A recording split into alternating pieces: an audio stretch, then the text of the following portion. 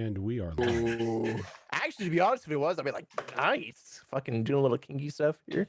Oh, Hello. And we open up with kinky stuff. That's always. I am so sorry. I didn't hear you. I am so sorry. yeah, I didn't hear you either. Par for the goddamn course, and it's episode 1. Of course. Start out Goddamn thing. Ah. I was showing off my new playmat. Yay! I love Luna. Yeah, it has the other 3 in the corner. Oh, fuck them. No, I like So- Blitzo. Oh, The day is finally upon us. What day? I don't know. Who are you people? I don't know. I am here. I just need to get my food up the oven before it burns. All good. So, welcome on in, everyone, to episode 1 of campaign 3 of Destiny Forged. I survived the wait. I think we all survived the wait. I think all of us have been like chomping at the bit to like actually jump into this and get ready to start a new adventure. I miss my girl, but I was antsy. Like, I will say this. I started trying to create I was creating some fights and I had to go back and redo them because I made them for like level 17. I'm like, wait, nope, this is not going to work. Oh, shit. Silver Dragon comes out of nowhere. Oh, way, shit. way beyond what you guys can handle. So I had to go back and I had to like redo the first fight. I'm like, this is more structured for, level 3 characters. 3 gibbering mouthers and a fire giant. Go. Go. And the fire giant is throwing gibbering mouthers at you out of a bag of holding. I am Not so again. excited because I'm so far I'm seeing your names and I love everything. I'm like, okay, I'm gonna wait. Yeah. It's So, okay. so we have an amazing game to play today, but before we get off on that, HP Fox has a couple announcements for us. Oh. Yes. So if you haven't seen it already in the tweet, today is day 1 of our December giveaways. So we're going to start off the show with my phone going off. I thought I muted that. It was How reminding dare you. It was reminding me. Was it Yeah, really? it's on Do Not Disturb. Yeah, it was the event that I set up in Discord for this show. That's what that ping was. That's cool. Yeah, so we're going to start off by opening up the raffle for December, the 1st December, and assuming I input this command correctly, you should see the details there in chat. So it's going to follow our standard rules of you have to be here when the raffle is drawn. It's going to open up now, and we're going to close it at the end of our first break, and you have to be here for the drawing if your name is drawn.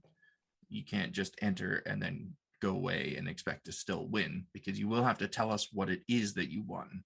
You don't have to give us the name of this particular set, but just dice or math rocks, anything that shows us that you're paying attention will be sufficient. It's not open yet. And if you do win, you have to be able to give us your Twitch name and your Discord username, so that we can put that in for our records. So I believe it's going to be Zorro that's handling the shipping and everything. You So have to be comfortable with your address as well, giving away your address. Yes. So I am going to go ahead and open that up. The set that's being given away is Gummy Grape Smoothie by Kraken. There is a link to a lovely photo of it there in the chat. Oh, those are pretty. Yeah, they are. Ooh. The gummy sets are always just They gorgeous. really, really are. And I they're wanna eat it. all completely different compared to last year. So Yes, Yeah. although I noticed just before we went live, as I was making sure I had it all set up, the images say 2020 on them. did I do that? Someone really should have a You- word with our you did. artist. I know, right? Did I do that? You did, but that's okay, because it's still the correct dice I mean- in the images. I mean, so- to be fair, 2021 is just 2020 0.5. Are we yeah, sure? 2020 We're has just on been the- going we're- on for Oh, a long frick. time. We're just on patch 0.5. You know, I was doing a lot of art I was rushing this because I was like, oh shit, I didn't get this done when I originally thought we were going to play last night. So And to be fair, I looked over that image set that you gave me at least 3 times, and I read it as 2021 every time. you know what? The date doesn't matter. Those dice are for this year. So Yep. Enjoy. So yeah, that raffle is open. Like I said, it'll be closing at the end of our first break. And you have to be here for the drawing if you want to win. Now, I do have one other announcement. It is a bit of a personal announcement. So I'm going to first take you back a few years. Well, I guess more than just a few years ago now, I suppose. Mm-hmm. During campaign 1 of Destiny Forged, known at the time as Gibbering Mouthers, our little group of plane hopping misfits found themselves in possession of a ship docked in a place known as the Tricorn Isles. And as seems to have somehow become a theme with my characters, my white dragonborn, Cassius Ravon, was in search of someone to construct him a new left arm to replace the one that had recently been dismembered. He found such a craftsman in a strange illithid named Archibald. And they became fast friends, or at least fast business partners, as Cassius had a lot of gold to blow, and with Archibald's help, he intended on blowing that gold on dominating the shipping channels of the area via the newly established Ravon Trading Company. Now, I've always been a crafter. I've always been a maker. And something about that moment from that campaign struck me with a bit of inspiration. The type of inspiration that lingers with you until you put it to use. And I did just that about a year ago, taking my experience and that inspiration into the world of dice crafting. After experimenting and a lot of trial and error and more second guessing myself than I'd care to admit, I'm finally ready to bring the Ravon Trading Company into the real world. And the first thing that will be available in that storefront is handcrafted dice. Now, when I say handcrafted, I literally mean me making each and every set by hand. So you're not going to see runs of a few hundred per set. It's going to be 1 to 4 at most per set, and then they're gone. Now, initially, what I'll have available is your classic, like 7 dice sets, as well as 55 millimeter behemoth D20s. Jesus. Yeah, they're big boys. Now, the storefront isn't live yet. That's likely going to be happening next week, as I'm still waiting on a few background things to go through. But I would be eternally grateful if you checked out some of the dice that will be available at launch by heading over to Twitter or Instagram at RavonTC. And again, if I made the command correctly, you should see those links in chat right now. You can find a link to the newsletter mailing list in the Twitter bio as well. And that'll keep you up to date on the store launch and the monthly set releases. I've been sitting on this for, like I mentioned, about a year ago, practicing the craft, and I am really excited and really nervous, if you can't tell, to finally be talking about it. I've got lots of plans for the future, lots of ideas for dice, and so much more. So more information will be coming out on Twitter and Instagram in the coming week, and I'll be sure to talk about it more here as well once the storefront actually goes live. So do keep an eye out for that. It would mean a hell of a lot to me. And now that I've talked about it, I can finally post some of that shit in the Dice Horde channel on Discord as well. Yeah, they're gorgeous. They're pretty. Like your new ones. I was surprised when I checked Discord this morning And I saw in the Dice Horde channel that Groudon had actually posted one of the tweets from the company. I thought he knew. Does he know? Did you know? He knows now. Oh, I was gonna say because I- when he I've- posted that, I was like, does he I know? had an been inkling when I retweeting saw it. Ravon, Yeah, but I've been I did not retweeting know. it. So yeah, that is my personal announcement. Expect to hear more in the future. They're gorgeous. I have a bad habit of going through Twitter and I see a lot of dice, so I just post them. Yeah, I Etsy's a bad rabbit hole to go down. know. So I haven't bought any yet. with that, I think we need to jump into the game now. So at this point in time, I'm going to ask everybody to mute their microphones, as we have a little bit of an introduction. Nothing too fancy. It's just me reading some stuff.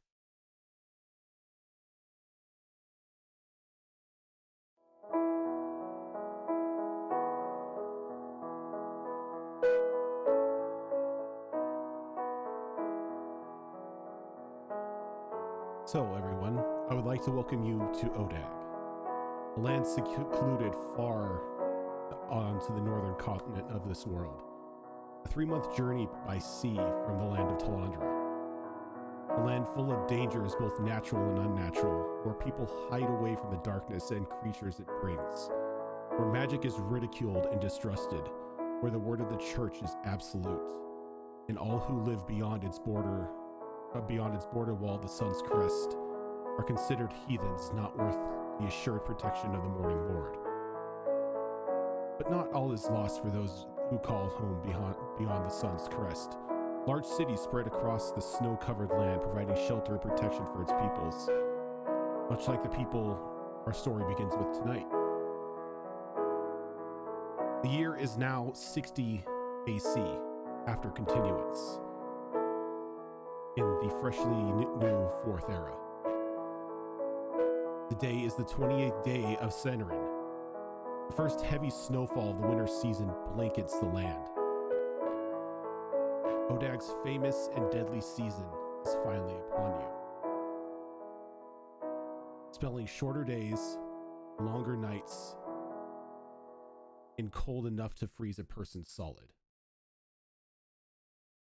It's a little after 8 p.m. as our story begins. With heavy snowfall not wanting to hinder your travel plans, you've elected to purchase passage upon one of Odag's mechanical marvels. The number 21 steam engine, the Light's Embrace. A technical marvel created by Odag's Artificers College. This multicolored train and its sibling engines make a 2-day trip from the Sun's Crest Station to Snowmelt Station, and then a return trip towards home with fresh passengers looking to cross the land safely and comfortably. As we begin our story, the train has just left the hauntingly empty Hampstead station. Only a few people boarding the train, showing their passes to the conductor before finding their seats, hoods over their heads and their bodies tightly bundled from warmth.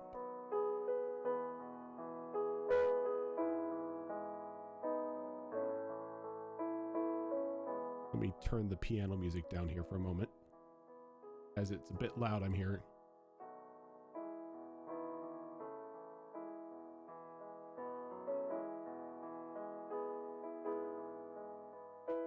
Kemek and Alani. You've been safely aboard the Light's Embrace since the station at Gloom's Bend. Finally warm and settled in, you hear a voice coming from one of the long brass tubes stretched along the upper parts of the car. Ladies and gentlemen, we are now leaving Hampstead.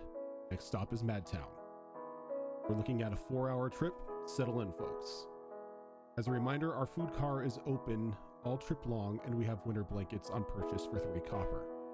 We thank you for riding with us today here on the Light's Embrace, and we wish you a safe journey. Inside the food car, a small tavern on the tracks is where we find our 2 new adventurers.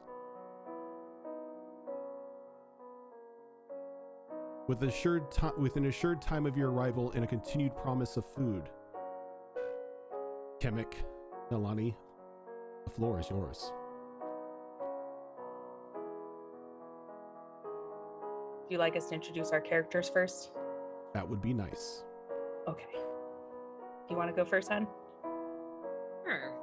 Okay. So in the food cart stands an 8-foot tall, very muscular mountain of a Goliath woman with a wicked-looking glaive resting on her shoulder. Her jet black hair is pulled back from her face in several very long braids.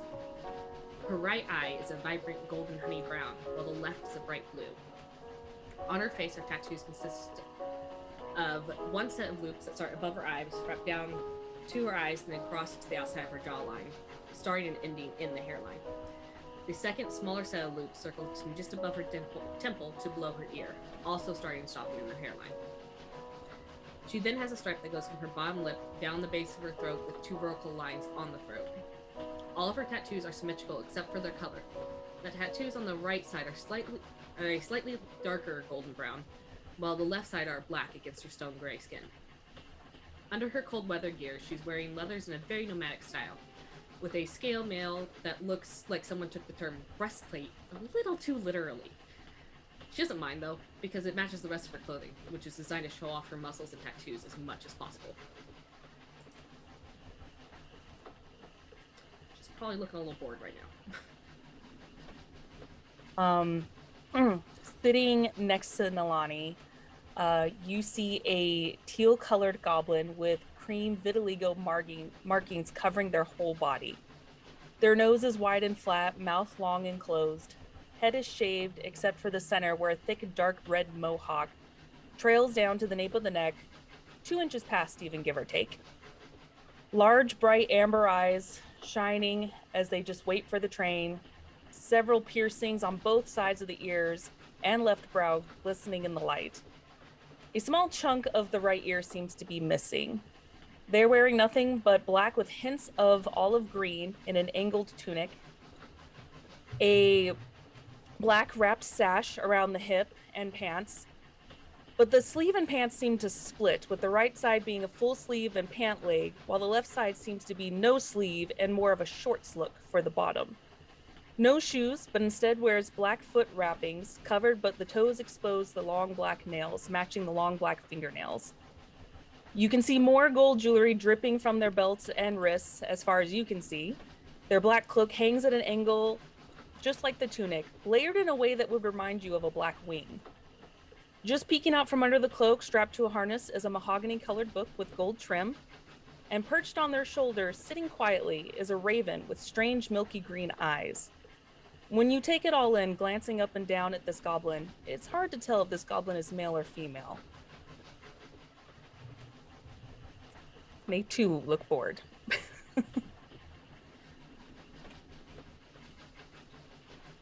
Remind me again why we had to take this train, Kimmick. Why couldn't we just walk? You forget that we are looking for that forger. Do you remember? I remember that. Still don't understand why we couldn't walk there. Well, look at the snow falling. Do you want to walk all the way there? I Looks like a don't. fun challenge. Unless you're carrying me on your shoulder, no. It's always an Faster the option. better. No. Alright. Do you want to get there faster and get this situated? We've been already looking for weeks. That's true. We do need to handle this so we can get back to other business. Indeed. The sooner the better. Silverdale is not too terribly far off, but that's where we need to go. But I don't like wearing boots. Sounds like I'm gonna have to put some more clothes on. It does look awfully cold out there. I don't even think I could handle it without the cold weather gear. Yeah, you're wearing next to nothing. This is...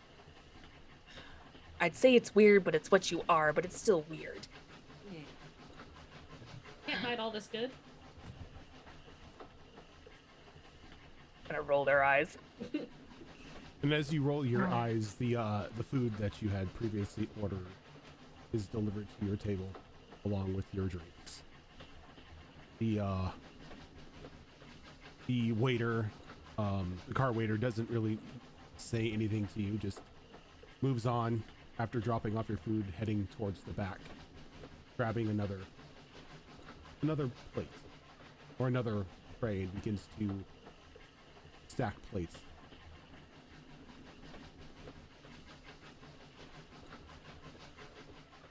I mean, I suppose I'm small enough to sleep here if need be.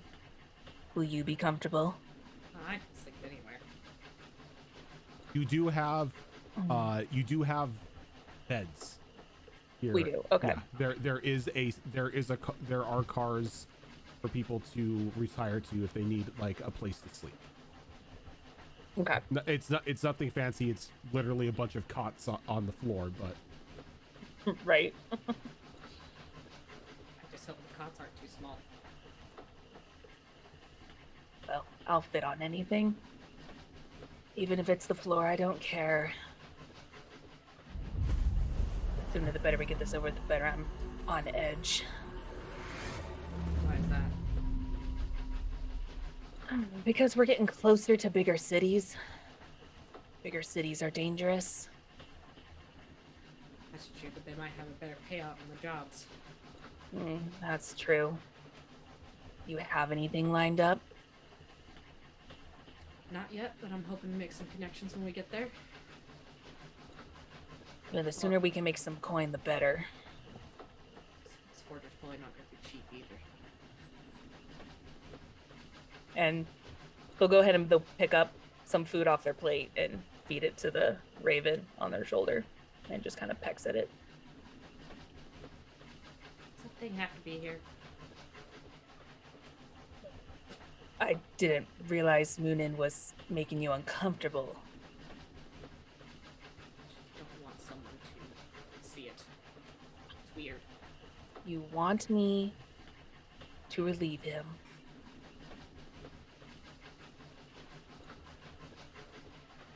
All right, fine.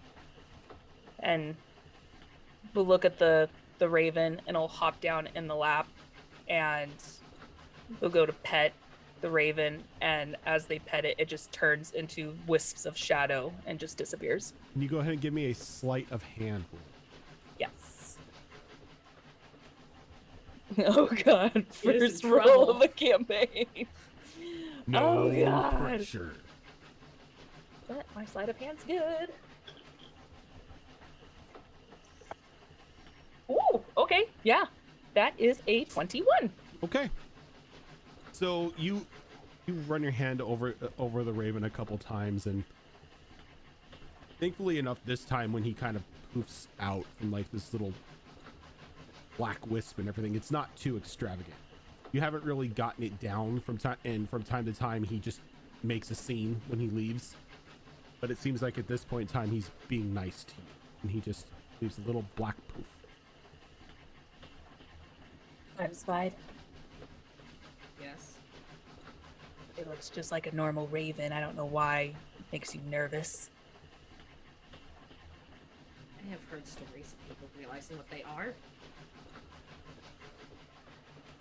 Well, unless they decide to throw a rock at him. Nothing to Don't like really worry ravens. about. People don't like ravens. They might. Until we have our papers in order, let's just not draw any unnecessary attention.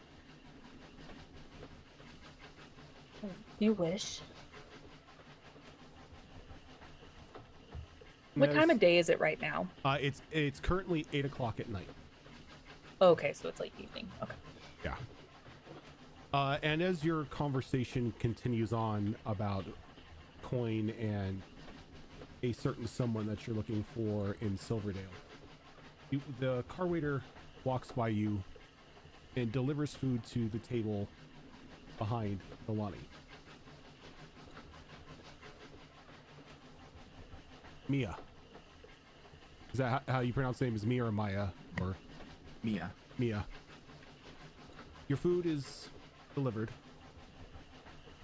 The waiter giving you a soft nod as he quickly rushes back towards the galley to grab the remaining patrons' food to be delivered.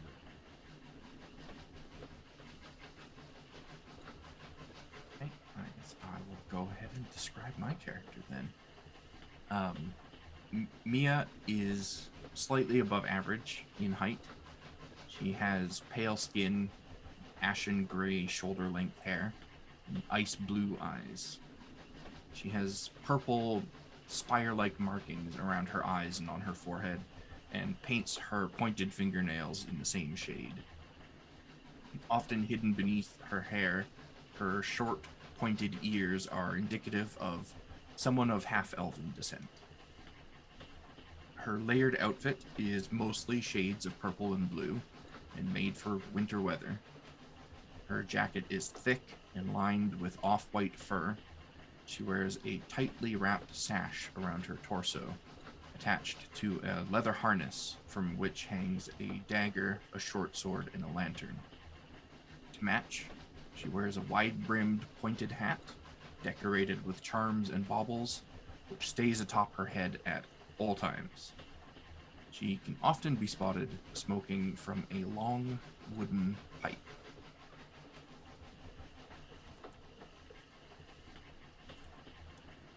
So did I hear that conversation from where I was? Given your proximity to them and as to the quiet that is currently embracing the food cart at this point in time, I would say you did pick up parts of their conversation. Trying not to be conspicuous, I'd like to try and get a glance at who these people are. Okay. Go ahead and let's do a stealth check. If you can't steal a glance without being too obvious. I'm gonna say that's good for a level 3. 13. 13. What are your passive perceptions? 9. Gosh, I think mine's 14. Yeah, mine's 14. Kimmick, you can just for a brief moment see the woman across from you sitting with like sort of like her back to Nalani, kind of do like a quick one over glance at the two of you. I will make myself very obvious and just stare back. Just staring. But I'm definitely going wide-eyed. Just like, yeah, I see you. Giving her the goblin crazy eyes. Yep. No teeth yet, just the wide eyes. Traditional goblin. I'll hold that gaze for a moment before just giving a polite nod and kind of going back to the resting position in my seat and having my dinner.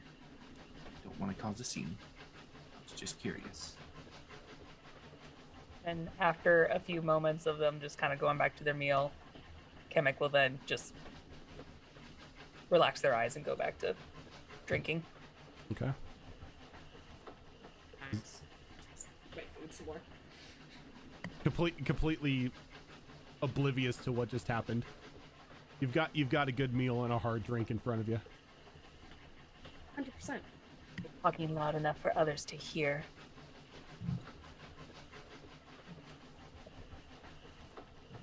Expressing your concerns and whatnot. I guess it's kind of quiet here. I'm used to noisier taverns. I'm used to quiet. Oh, maybe you just quiet your voice. And you notice that your whisper seems to even carry in here. Aside from the muffled sounds of the train on the tracks, there isn't really much noise going on. Seems like we need to save our conversation for later. It seems annoying. And every once in a while, just kind of side glancing just to, I don't want to say catch, but just to see if she's continuing to like every once in a while look over, but just being cautious. There's an obvious like checkout in the periphery of her vision every once in a while, looking over at your table. And she's not very subtle about trying to hide that she's looking at you guys, but she is trying to hide it. She's just really bad at it. Like it seems like every time she looks back, your eyes just meet every time. Much wide-eyed this time, but I'm just like looking at you like just like this with my drink, just Not blinking. Can you eat your food like a normal goblin? What do normal goblins look like when they eat? 'Cause it can't be this. This is distracting. there will be food everywhere and you would lose your lower lip. Like literally ripped out from your face. Would you like me to eat like a normal goblin then? They can try. You can try. Don't tempt me. You're more useful with your mouth, at least. You're more useful than me punted across this room right now. It's probably an audible laugh from Mia at that point. Clearly, we are that person's show with dinner. Pay them no mind. You sure? It might be the first time they see a goblin. Maybe I'll meet their face. More twist around to see if I can get a look at this person. Not subtly at all. She's making no eyes as she's trying. With the combined subtlety of two bricks flying through a window, God. you sort of turn and just face each other right at the same time. Hammock's just like, oh god.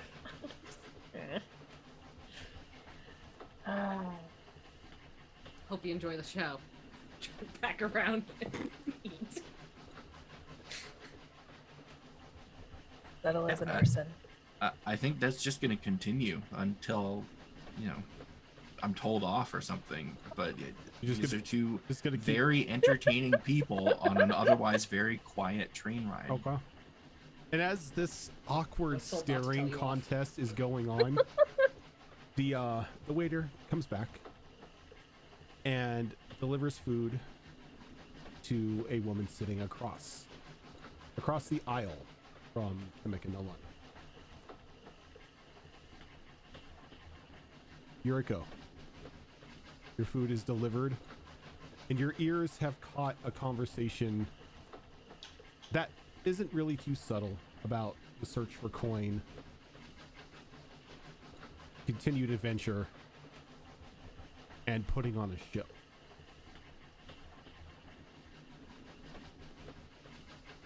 So why don't you go ahead and tell us what your character looks like first? Alrighty. Sitting down, quite, not noble proper, but a very disciplined type of sitting, is a young woman. She's maybe 5'5", 5'6", hard to tell.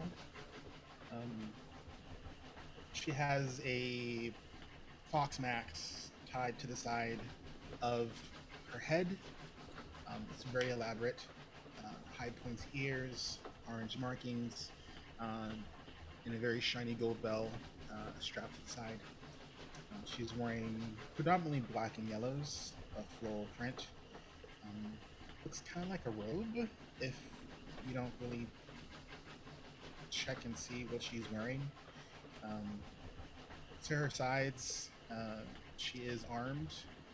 Two circular looking weapons of some kind. They do look very sharp. She seems to be wearing some sort of chainmail. It's hard to see because not a lot of it is shown past the somewhat robe that she's wearing.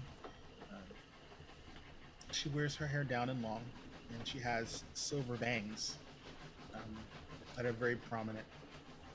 Her eyes are very, very bright blue, and in the seat beside her is a very odd and long bent plank of some kind. Most people wouldn't really notice it, but it's very large. It's almost not able to fit completely in her seating area. It's slightly longer than she is. She takes her food and she whispers to herself, "Oh my gosh!"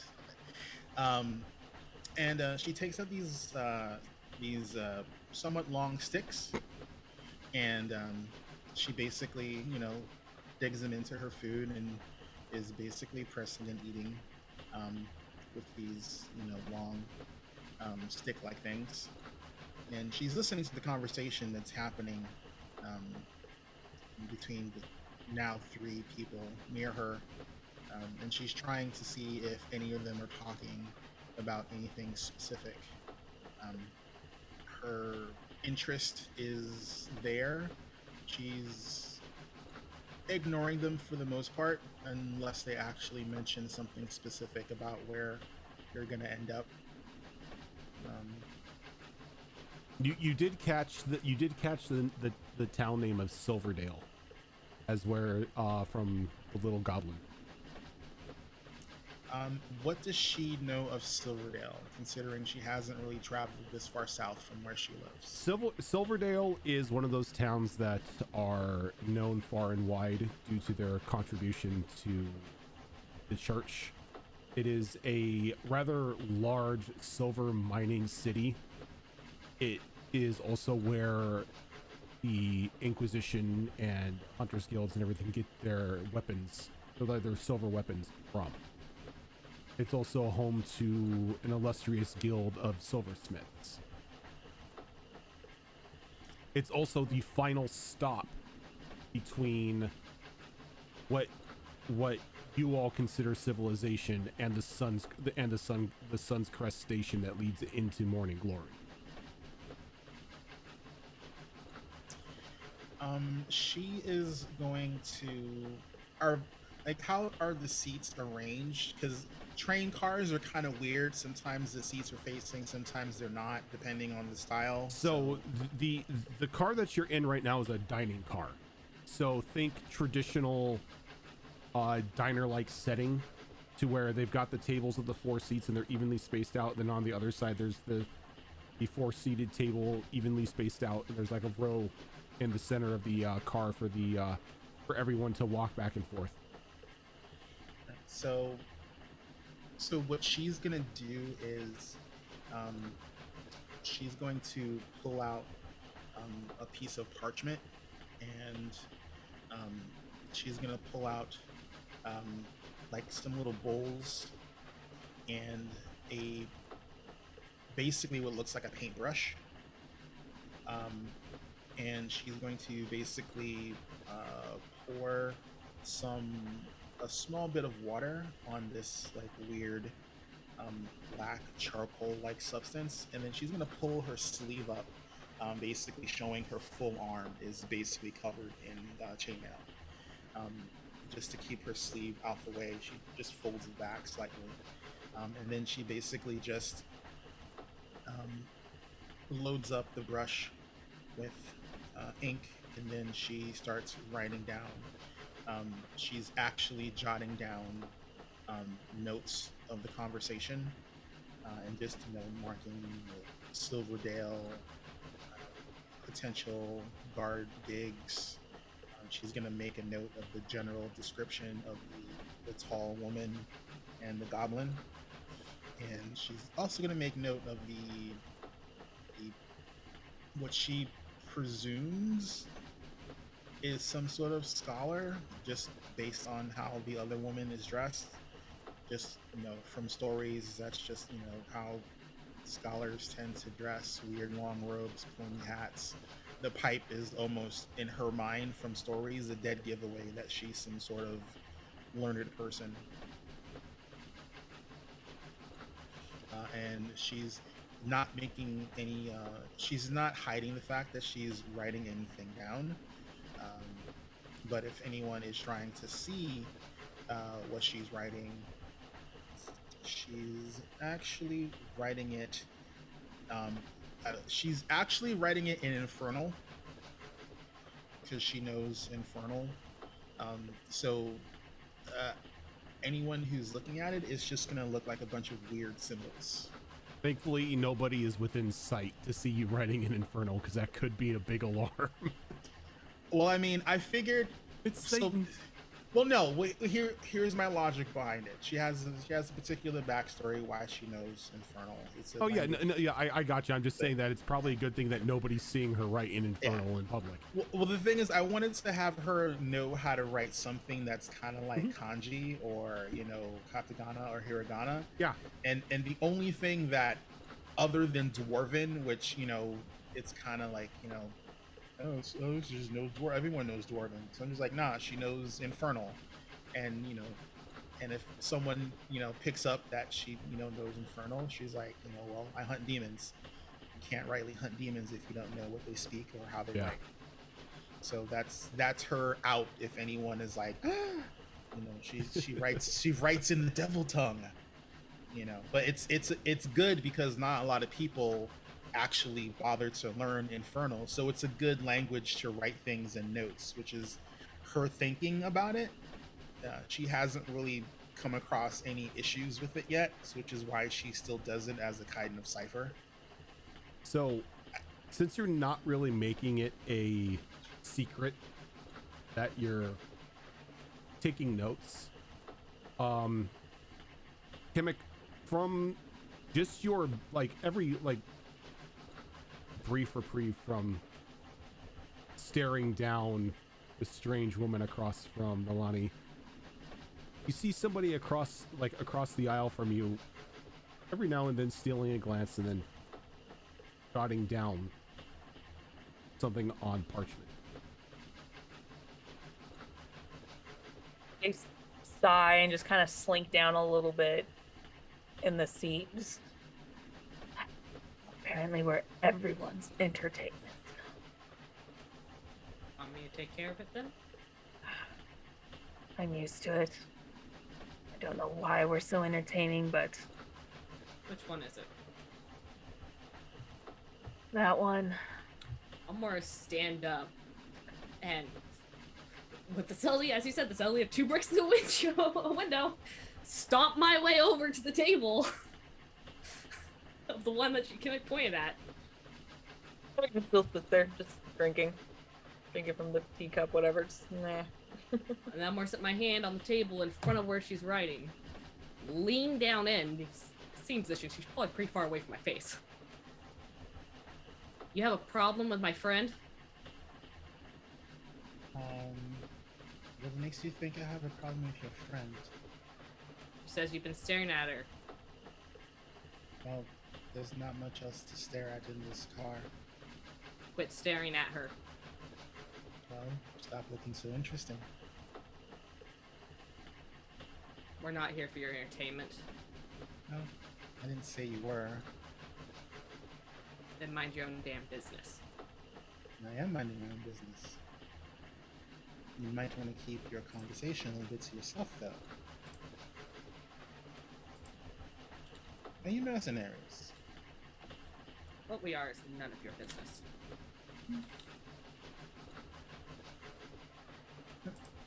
I just figured you looked rather tough. We might be working together, considering where this train is heading. Let's hope not.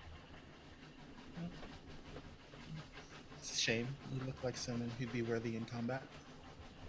Oh, I would be. We just tend to work on our own. That won't get you very far out here. Just has to get us far enough. Good luck, then. She'll stand up and she'll walk back over and sit down. Gimmick, let me know if anyone else stares at you. Well, What did they say? That they hope we work together in the future. How so? Just it looks we can hold our own. They thought we were mercenaries. Hmm. I mean, not exactly wrong, but Well, you perhaps. I'm just a tag along, remember? a useful tag along. Hmm.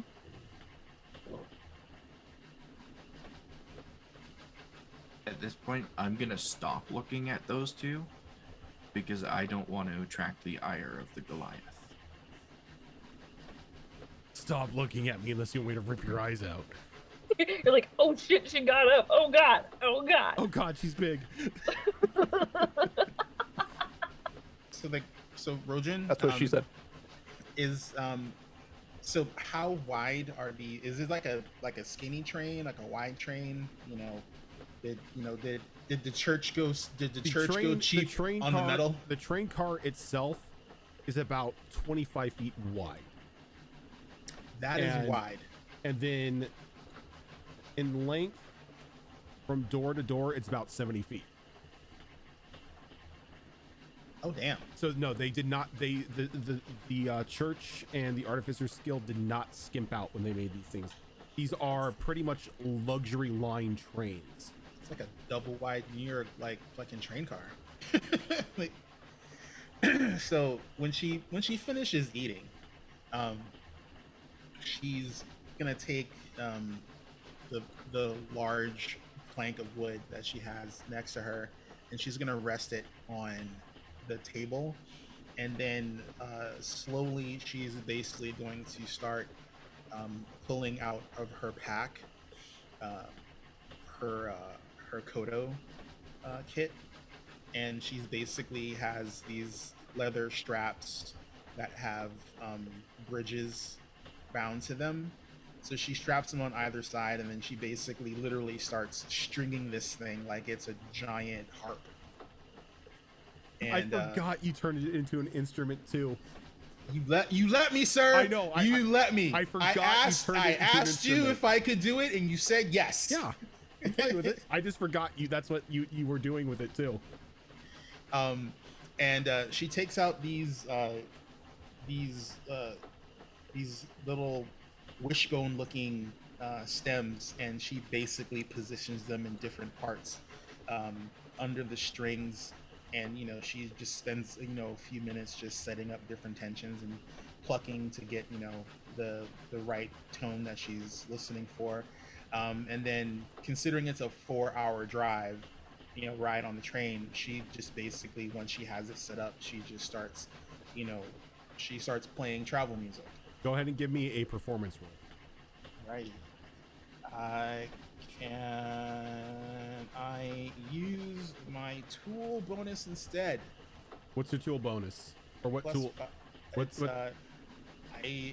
So I have proficiency in the instrument, so that gives it a 5. Yeah, So. yeah. Since that is technically your instrument. Okay. Roll. That's not bad. 18. 18. So the train car begins to fill up with a very beautiful melody played from this strange looking item that the woman that Nolani had a conversation with. And as this music begins to fill the train car, the door on the side closest to where Nemec is sitting slides open. Azure Claw, you have just been relieved from guard duty on the cargo car of this train. It's been a good 6 hours of tedious boredom as nothing has happened. The only thing now on your mind is some good drink, some good food, and a well-deserved rest. And as you take a seat on the table across the alley from this rather nervous-looking half-elven woman who every now and then is still stealing a glance back towards the Goliath and goblin seated across from her. The waiter approaches you, takes your order, and then walks back towards the galley. So if you could go ahead and introduce your character. So, as your claw was walking over, you would have noticed that he's a short bird, standing all of 4'2", but clad in heavy scale armor with vibrant blue padding with golden knotwork underneath. There's many hilts of what are obviously bladed weapons protruding from underneath his cold weather gear. And as he's walking, you can see the light reflecting off the iridescent black and purple feathers that cover his body. As he looks around, you do notice a set of piercing violet eyes and what appear to be very carefully sharpened claws. And I just take a good look around at all the passengers and make notes and just wait patiently.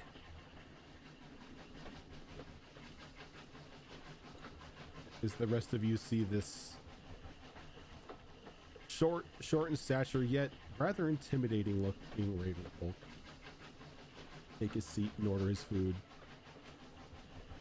getting a grip for the room.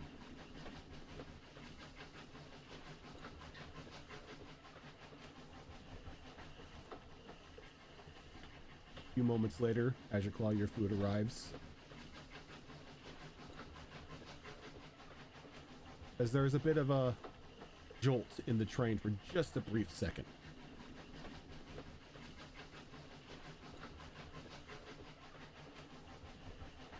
But the ride continues on smoothly.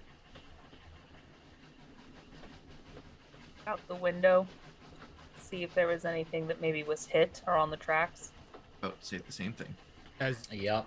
everyone begins to look out the window, doesn't necessarily look like anything was hit. If it was anything, you assume it was probably a small amount of snow that may have built up on the tracks and the train was just plowing through. Thankfully enough, the train wasn't derailed by it.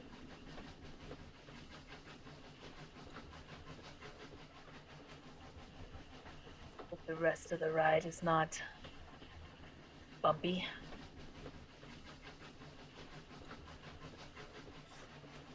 Would I know if I'm allowed to smoke on this train? Yeah, you're allowed to smoke in the dining car.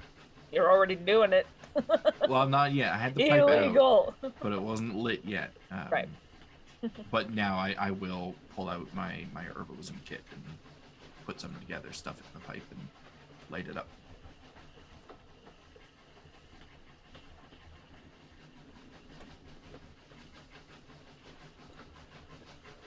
As the music continues and the silence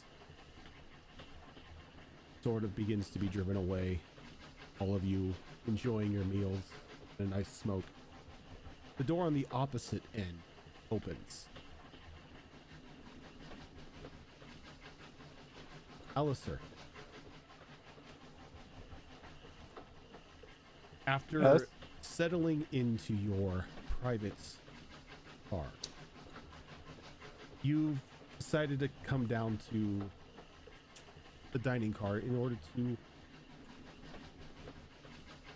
enjoy a nice meal. It's been a very taxing and long day dealing with the bureaucracies that you had to back in Gloom's Bend, and all you want is just a nice drink. as you walk in and you take a seat at the table across from very serious looking ravenfolk, the waiter almost runs down the aisle to greet you as you take your seat. My lord, thank you for gracing us with your presence. May I get your usual?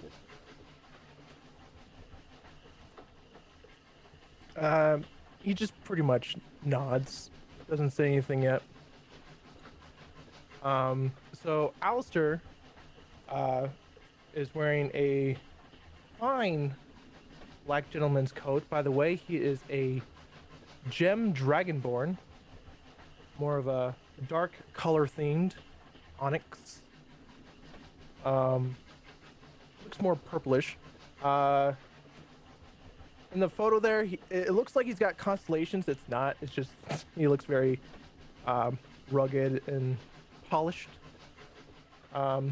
Wearing a gentleman's coat, very long to the shins. Is it ombre, Zoro? Is that how you say it? Ombre. Yeah. A brown ombre with a gold trim and gold shoulder pads, gold chains, and a collar with a more of a purple amulet kind of pin there. And yeah, he looks very, of course, he's very regal, and he's not very pleased with inside this room. And all of you all of you, as you see him walk in, notice the pen on one of his lapels. Kind of spark of a bit of alarm in some of you. And it is the signet of a witch hunter. An elite brand of Hunters Guild stationed inside Morning Glory itself, only dispatched along the wall when the worst of the worst need dealing with.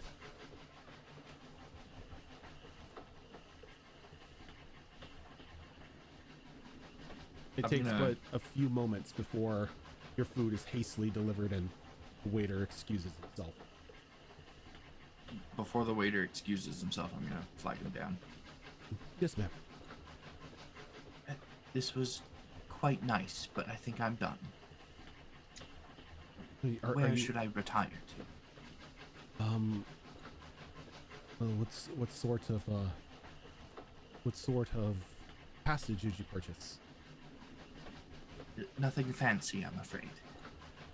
Well, you could go back. You may return to the basic travel car, take your seats, or if you are feeling that you need a bit of rest, the sleep car is just a couple cars away. You may choose any cot available. When he motioned to the seating car that direction, would I have to walk past Alistair? You would have to walk past Alistair, yes. You know, I'm feeling a bit sleepy. I might actually retire for the night. Thank you. And as you say that, the car again does this violent shake this time. And there seems to be like just a brief flash of flame outside. Everything all right? You know, I do not know. Stay seated. I need to call up front, find out what's going on. That is definitely not normal. Do hurry back. Kiriko is going to, with the second jolt, now with a flash of light, she's going to unstring her instrument and put it back next to her, and she's expecting something might be going down. She's heard this train ride is rather smooth and unnoteworthy. This is not what's happening now. Is nothing to what she expected to be happening. So she's like something out of the normal's happening. So she's preparing herself.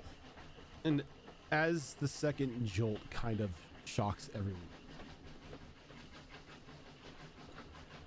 Shadow Fox, are you here? Yes. Okay. Your character's name, is it Concoval? Yes. Okay.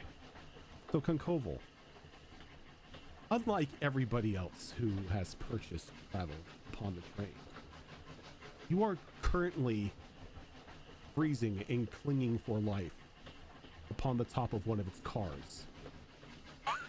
At a sudden spout of misfortune, after chasing a very large and juicy looking light up onto the top of the train car, it started to move. You've been up there for about 2-3 hours now, trying to find a way in, desperately going from car to car, not being able to find any sorts of respite to the frost that is slowly combing over your body. Your last hope is this car that has a very pleasant smell of food and a very soft tone of music coming from it. As you begin to descend down part of the windows, your eyes off to the back of the car catch movement.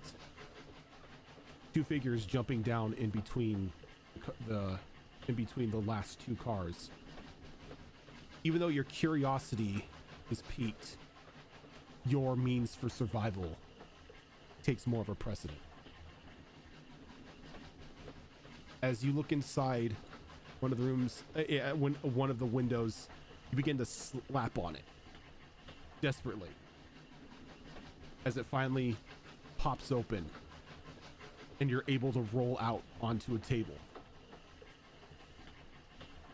As you roll out into the table, frost covering your body, panting, slamming the window behind you, your eyes catch a Goliath and a goblin staring right at you as you were sitting inches away from their food. Trying to ruin our meal. So go ahead and explain what they see in front of them. So you will see a quite literal pile of cloth, mottled greens and blacks and all sorts of, just darker earth tones. These may have once been fine clothes, but you're pretty sure they've also spent equal amount of time in a dumpster somewhere. So the first thing you notice is this mound of just cloth, and then what you can only assume is what's serving as a hood over the head of this creature starts looking around. I'll look at the goblin and look at the Goliath, and then from beneath what again you can only assume are the sleeves, two very flat but also very large hands come out and pull the hood back, and beneath it you see a flat arrowhead shaped head with two very large eyes.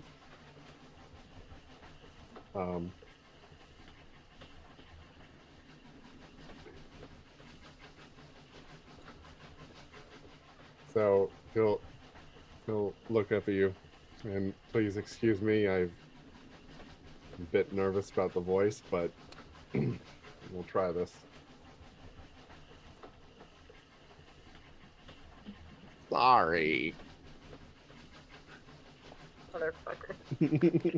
I love your character.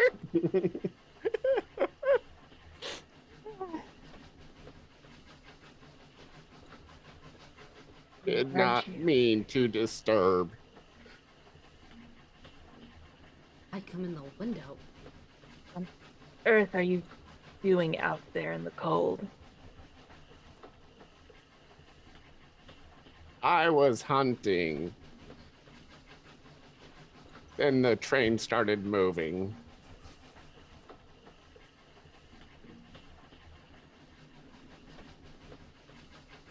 Sorry. Damn you. I broke Zorro. You done this the whole campaign. I love you. Oh my god, I'm squealing with joy. Oh. I'm a thespian. Okay. And what, pray tell, were you hunting in this weather? With a very shaky hand, he's gonna reach into the pile of cloth around him, and he's gonna pull out this jar, and there's gonna be this huge, juicy bug. I caught it. Welcome, Mick. You're no longer the weirdest one here. You hear almost a disgusted chirp come from across at the other table. And in response to the earlier noise, Azurclaw is going to stand up with the food partially eaten and set it down on the other table, sort of in front of this strange looking lizard that has crawled through a window. And throw what looks like a gold gemstone on top of it. Looks at you. Eat. That disgusting. And he unhooks one side of his cloak, pulls out a buckler, and starts walking back towards the other car where he came from initially. And as you're coming from, as you're going back towards the storage cart, or the storage cart of the train, the door flies open and the waiter kind of like bumps into you, and his face is just shock white as he like kind of like grasps onto your shoulders. He leans in, he's like, there are monsters in the galley. And that's where we're going to take our first break. God damn your fucking voice. I love it. Man, Love they it. just let Too. anyone That's- on these cars. Not what love I it. thought the voice you were going to use for that. Okay. I love that. I love that voice. I hope you have like a lemon or something next to you, because dude, your voice is It's not stressful in any way, shape, or form, as opposed to my deeper voices. Thank God, because if you did your actual lizard folk, you sound like Dr. Claw, and that would stress your voice. okay, because it sounds like Yeah, it would stress your voice. We haven't gone on break. We haven't gone on break. We haven't It's gone on still break screaming, just yet. I still was letting alive. you guys talk.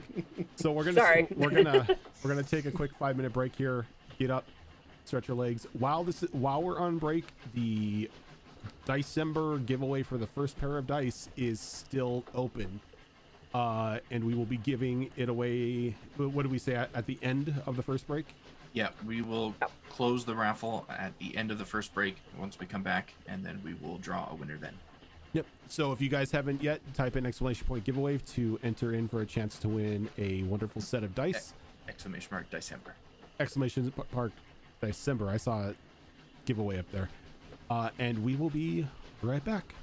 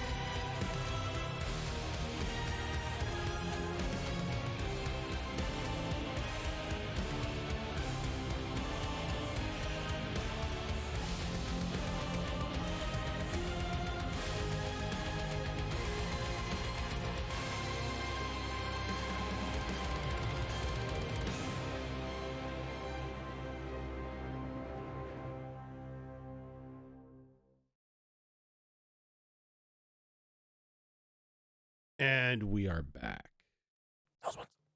So, Lies. Slander.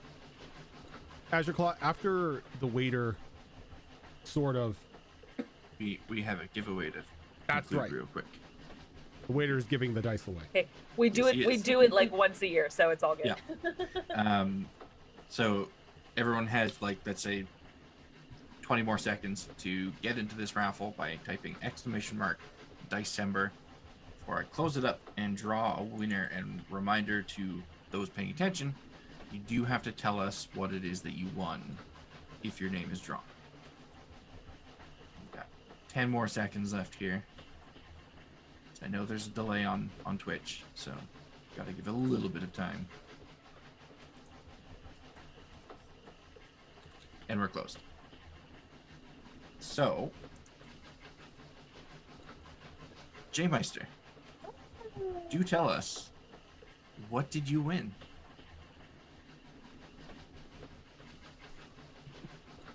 Rigged.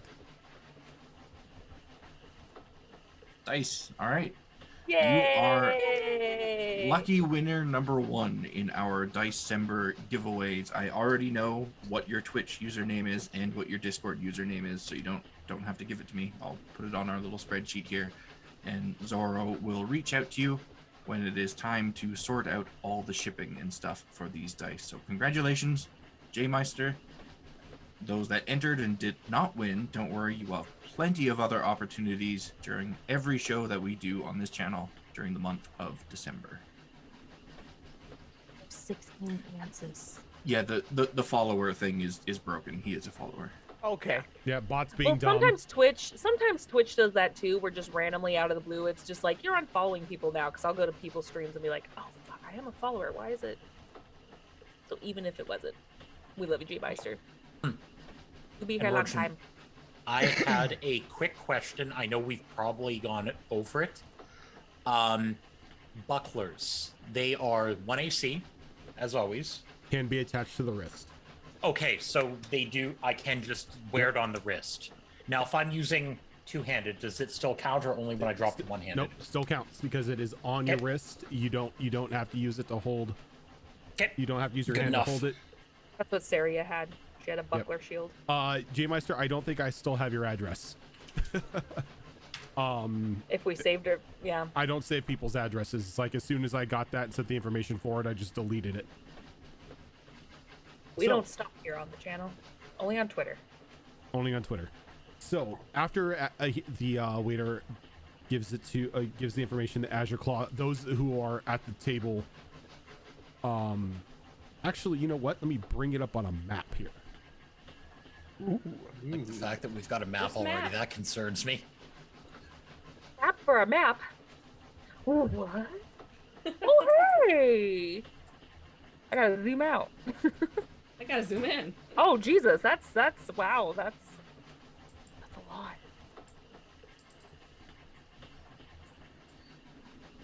So as those of you who are around Azure Claw hear him say there are monsters on the train, he sort of pushes by Azure Claw and he like runs over to Alistair.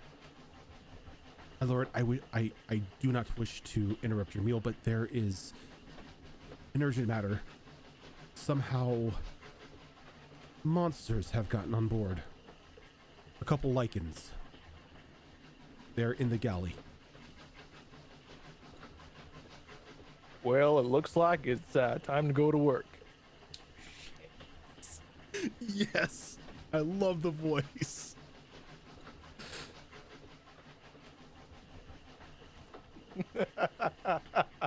Fucking yeehaw. I'm trying to go for the Louisiana voice. That more southern accent right there.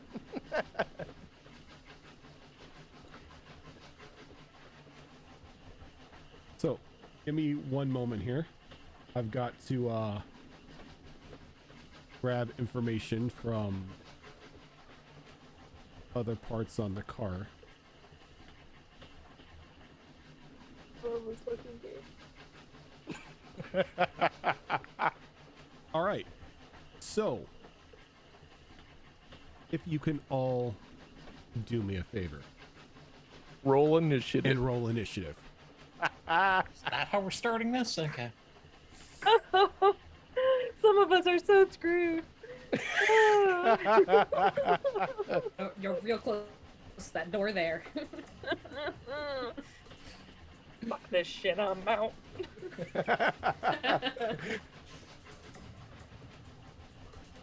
This is gonna be so new for me. Oh, I should probably actually enter it into the turf order. Got literal new Okay. characters who dis.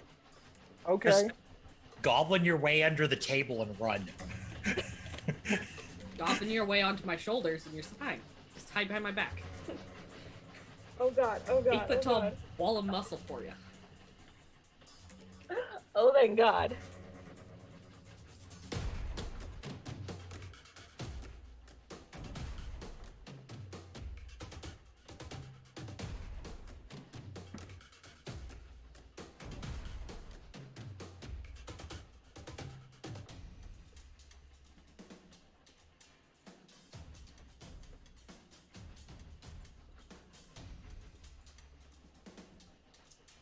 Where are they gonna come from? Oh my.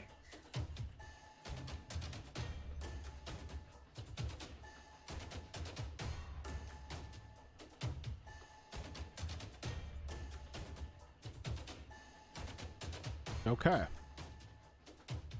Everyone got their initiatives in? Yep. Better or for worse. All right. So that guy's gonna take his turn. Ow. Kick us off. Don't call me Al. I knew you were gonna. I'm always All gonna right. refer to him as Al. So Hold on. Did I fuck up on? I can't remember. what? I like it says I have like 40 speed. I'm like, oh, why do I That's have that? I normal. can't remember. Because, Because you're a monk. monk. Yeah. Monk Oh, bullshit. Monk. Monk That's bullshit. monk bullshit. I Okay. believe Monk- it's unarmored monk- movement that gives you Yeah. that. Yep. Yeah, Monk you movement, get yes. 10 feet, 10 extra feet right now. So the, Okay. the galley is this way. Which way? I'm Is pinging it it right on, or left? I'm pinging it on the map. I don't. Oh, hold on. I gotta back up. Back up. Okay. Jesus, long map. Asden finally got his wish. One season too late. Fuck you. Wow! Fuck you. Wow, that burned. That was personal, sir. That was personal. That was Sorry. brilliant. Okay, where's that? Can you pin it again, please? It's this direction. We do I not don't- see we your can't pins. see it. We do Yeah, not I know. see it. Okay. Oh, hold on. I was like, I'm crazy, He's right? pinging the GM layer. I was Probably. pinging the Oh, GM layer. There There that we way. go. Okay. We're like, no, Rojan, we literally can't see. I have the entire map on screen. It's like, am I just blind? Yes. Okay, now I gotta scroll back in.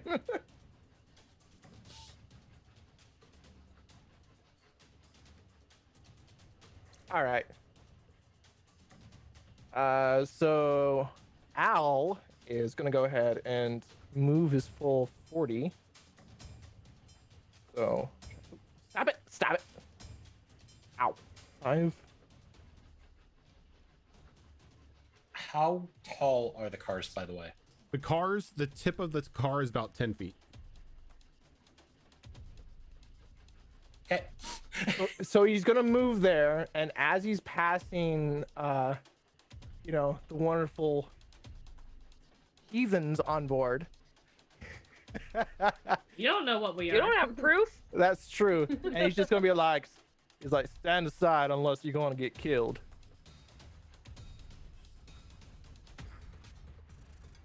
Here, as I sip my tea. And, Anything else?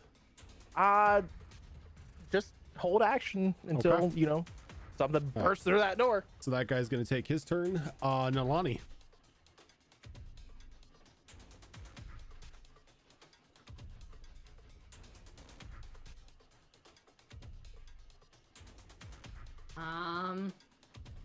Or look over at Kimmick to see if she looks interested in what's going on, or if she looks like she's just gonna stay put. I'm uninterested. I'll stand up because I don't like being caught sitting down. Okay. Ignore that. And I'll hold action for if something comes at us. Alrighty. Koval. Well, I think the Birdman just told me to eat the beetle, so I'm gonna lick my eyeball and open the jar and eat my beetle. Okay. And there's just a very satisfying crunch as you get a bit of like the liquid on your tongue, and it was definitely worth the hassle that you went through.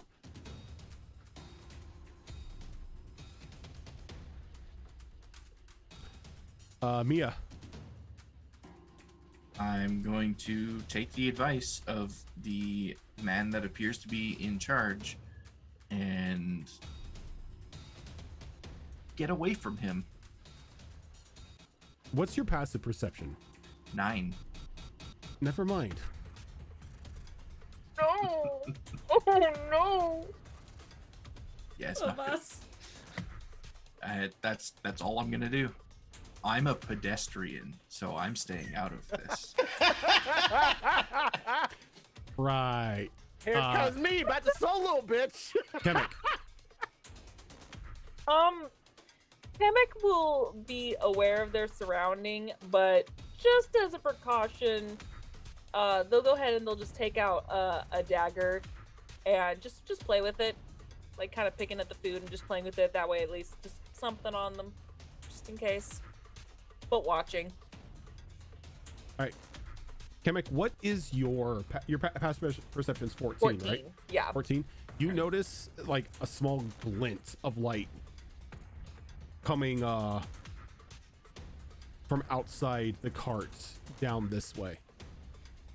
As you see something fly over the window, just briefly. Like as somebody was like trying to throw something, but they've missed the window. Okay. I'm gonna go ahead and get the attention of the Raven folk. Be like, excuse me, but if we are truly under attack, it looks like perhaps something is attacking from over there. And I point at the direction where I saw the glint.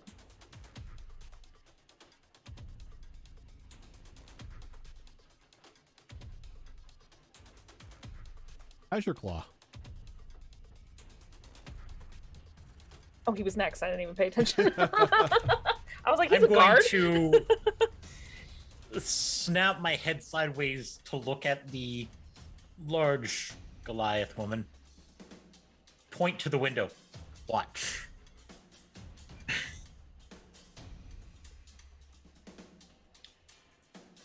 And so, important question. Where was the car that I was It's guarding? this direction. You had to go through you had to go through a galley, through like a luggage cart, and the door between the luggage cart and the cargo cart is what you were guarding. Between the luggage, so this one back here. This one back here is where you were. Is the door right here is where you were guarding. Oh. Okay. Well, that's gonna be exciting. And the kitchen cart is the one right behind us. Yes, that right there is the galley. This is pretty much the coach seating of the train. Good. Okay. 10, 15, 20. You know what? That'll work. So I am going to move to there. Kind of as I'm moving, just shove the chair back into the corner, get it out of my way, and pull the greatsword off my back. Alrighty. Anything else? Yes. I'm also going to prop open the door. Okay. If possible. Yeah, you could, because it's a slide door, so you're able to slide it just partially open if you want. Yeah, I want to be able to see what we're dealing with. All right, go ahead and give me a perception roll.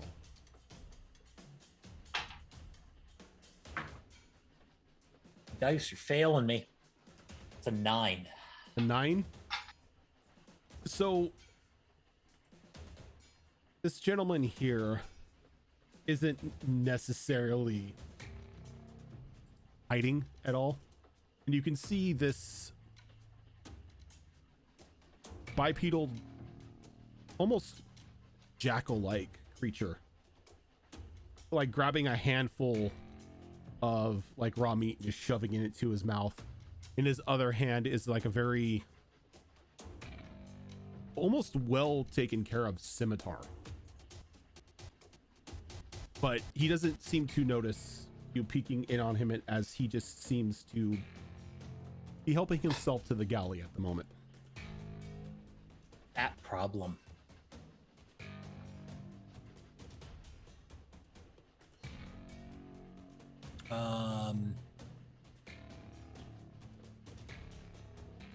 And that is all I'm going to do for this turn.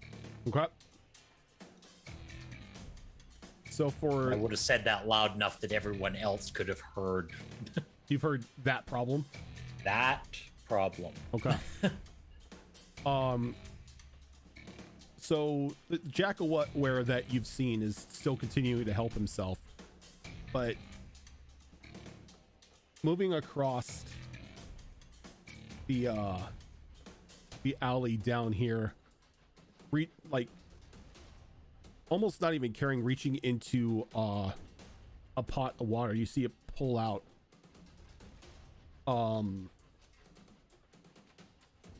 just like a handful of potatoes, and kind of just like grimaces a bit and throws it against the wall and pushes the pot over as it starts to sniff around for anything resembling meat.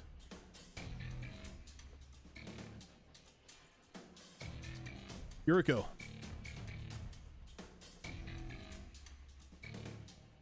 You're muted. There you go. No. If only you didn't say wares. Should have just sat down and mind her own business. Had to do werewolves. So Yuriko is gonna stand up and shift her mask to cover her face, and she stands up, pulling her like instrument with her, and it's,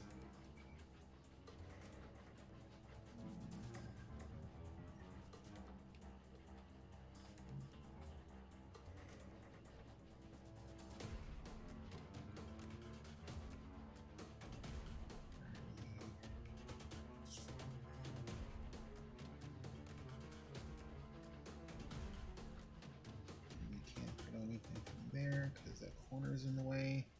So she is going to step past this guy, and she's going to stand right here.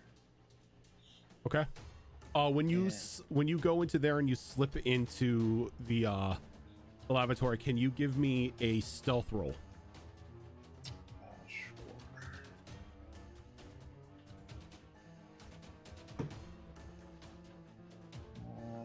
Stealth 14. Okay, so you're able to like push the door open and slip into the room undetected by the lichen in the other room. Or not the lichen, but the wares in the other room, as they are still at the moment preoccupied with the food. Those two That's all she can do. take their turns.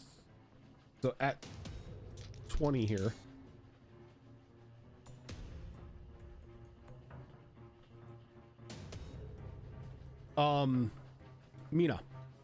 Mia, as you're ducking behind, not ducking, but you know, a bit of a ways from everybody, there's an audible stick sound, kind of like a splat on the window next to you. And Turn and take a look. as you look over, you see this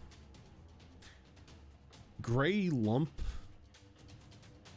of some sort of semi.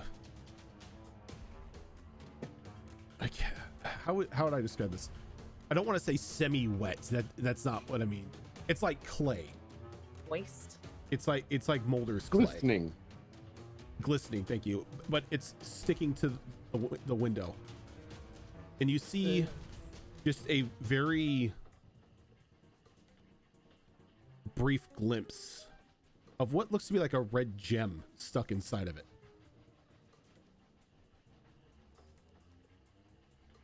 Can I do an Arcana check, or do I have to wait till my turn for that? You would have to wait until your turn. Gotcha. So that gentleman's gonna take his turn. Alistair. All right.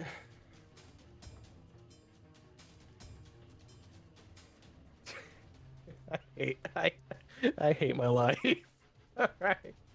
Oh man. Okay, so he's gonna go ahead and pop in here.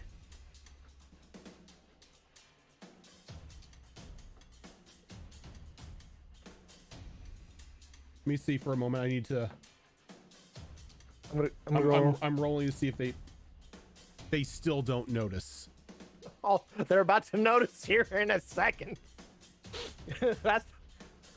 But he's gonna hold his action because he can't really do nothing at this point in time. But he's gonna grab their attention and is like, "All right, who's ready for a fisting?" And they kind of like both look at you. The one that just had his hand is kind of shaking off the water. The other one on the other side kind of taking one last bite of meat before throwing it onto the table. Those gentlemen will take their turn. Nalani.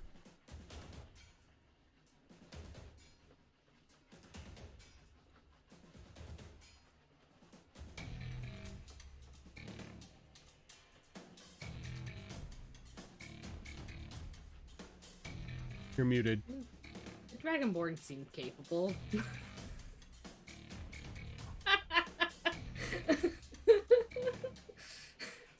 Even if he was arrogant about it, so... Yeah. You the Raven folk did instruct you to watch out the windows if you wanted to watch do out that. the windows then. So are you going down towards the window that he pointed? Yeah, which window did he point to? Like these like the southern windows here. Okay, so she'll move to All right. there. Go ahead and give me a perception roll. Sure. That's what I can do. Perception. 11. 11. Good enough. So as you look out, there's one of those hand carts on the train track, you know, the like people pump to like keep up with the train, and it seems to be keeping up pace. These two very large individuals pumping it, but what catches your eye are these three medium-sized, you're guessing about 5.5 foot tall humanoids, all in very large, layered, bundled winter clothing. But they're reaching into this barrel and grabbing these strange-looking globs of what look to be clay, and they're just throwing it onto the dining car. She will call out, being like, we might got a problem outside.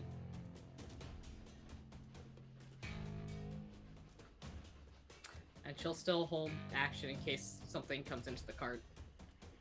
Okay. Kunkoval. Okay, so I've got a passive of 17. Do I see this happening? If you were to move from where you're sitting, you can see partially from where you're sitting out the window on the other side. There, you can definitely see movement and things flying past the window, making contact with the outside of the car. Okay. Gonna move to there. Gonna look out the window and I take it I see the same thing she just saw. Mm-hmm. How do these windows open? They slide down, tilt out? They slide to like the left and the right, or they don't really slide, they open. Okay, I'll open this window and I'll look out. Do I see any of these globs stuck to the side of the train right now? You see quite a few, yes. Quite a few. Yeah, on this car specifically. Any within reach? One. Okay. I'm gonna grab that one. Okay, so when you grab that one, I am going to need an Arcana roll Oh, yeah. to safely good for handle me. this. That's good for me. But, okay. I rolled a 16 on the die for a 16. For a 16? Okay. You pull and like it's on there good, but you're with like one quick pull, you're able to get it off there. And you notice that the clay that was sticking to this train sort of pulls off a part of the paint on the car as well. And as you're holding it there in your hands, you notice that there's a rather strange, jagged looking red gem that's housed within like the center of this clay, almost pulsing with this intimidating light. Okay. And how far away is this hand car? Distance wise, you're looking about 15-20 feet as it's on the other track. Okay. I'm gonna reach in to my mess of clothing. Gonna pull out a little strap that's got a little leather piece on it and a rock. I'm gonna put this thing on a rock, this putty, whatever it is, and I'm gonna sling it Okay. back at the cart. Go ahead and make an attack roll with disadvantage because it is moving.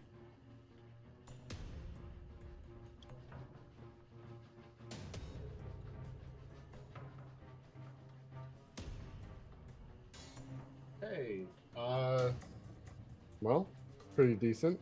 Lowest is 15. 15. So you whip this thing at the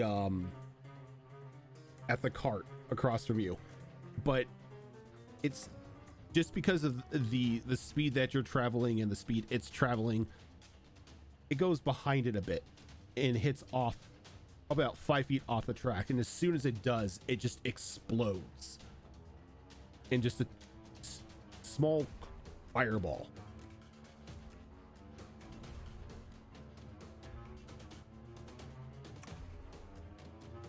Right. Well, we know what they do now. Let's see here.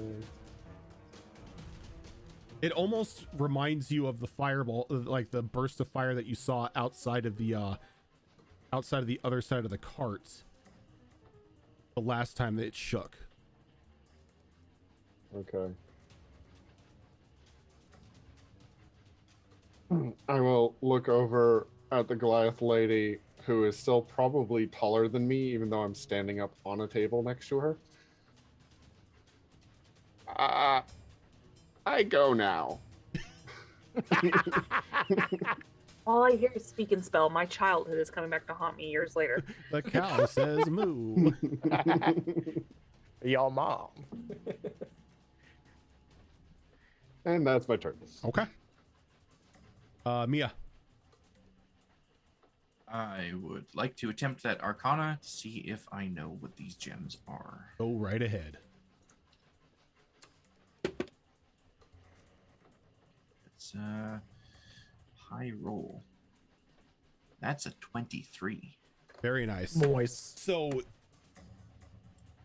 due to your study and then the sudden explosion outside of the car window, you're kind of filled with a bit of worry and fear as you know exactly what this is.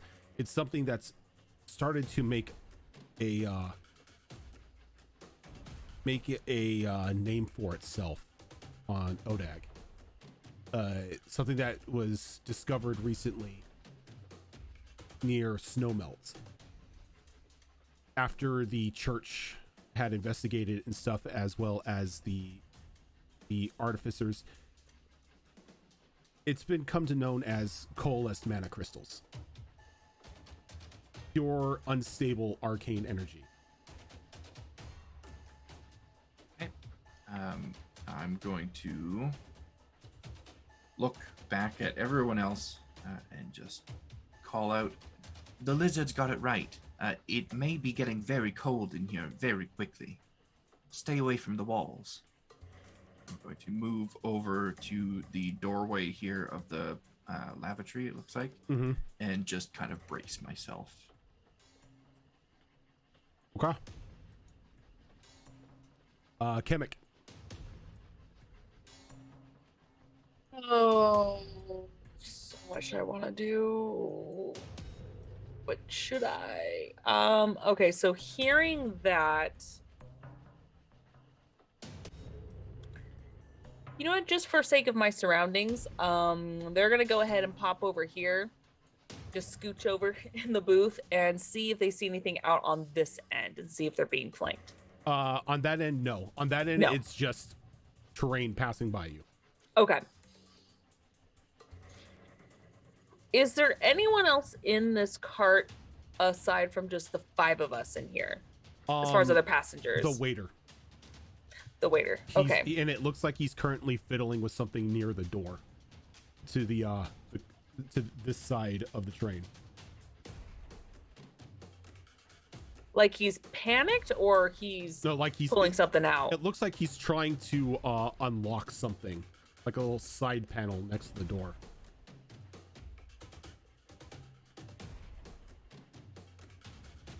Okay. Let's see here. And I forgot how to count. You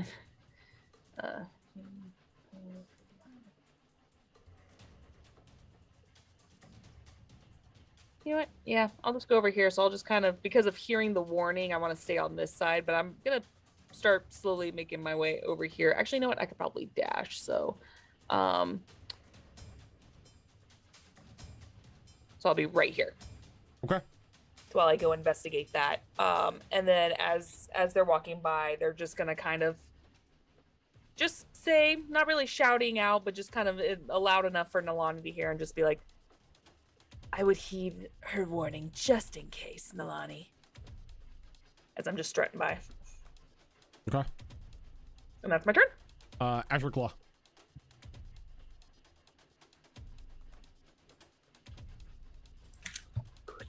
Okay.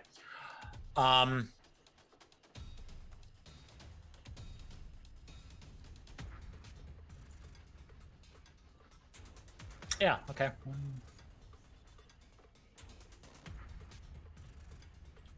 All right. Going to move to there. And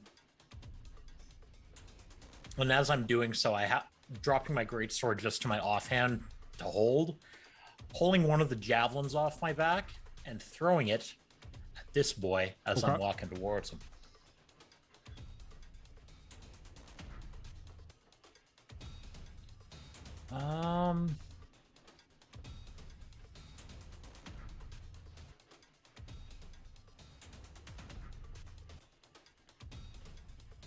Yeah, okay.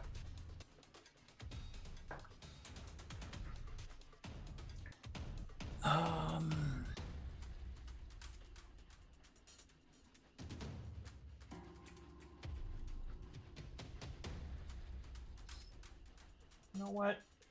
You know what? Just to get my point across, we are going to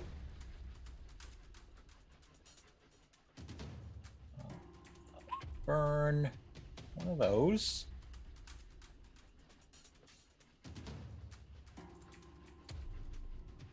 So burning a superiority die, adding that. Okay, I love that. Does a 16 hit? 16 definitely hits. Okay.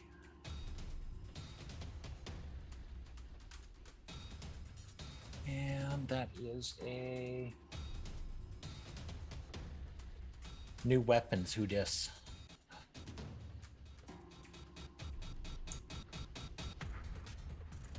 Oh, there we go. That works better.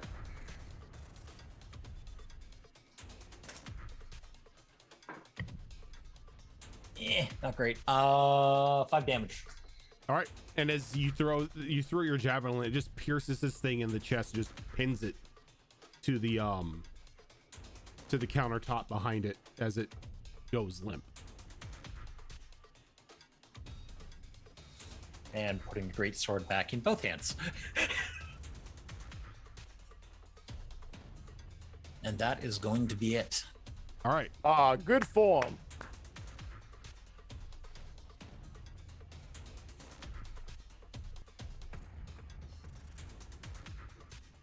And Azurclaw just extends a claw out, gesturing towards the one down the hall.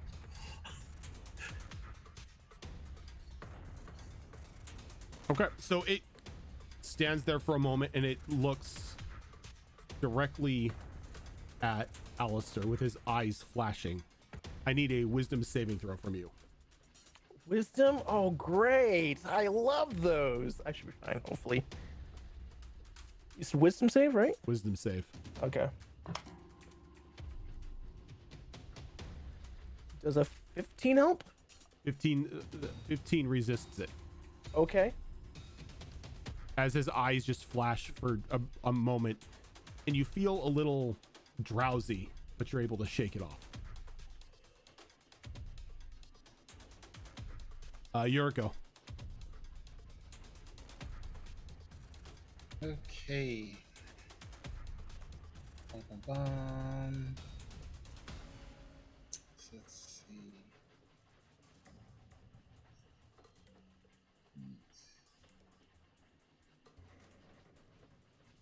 All right. So he's going to.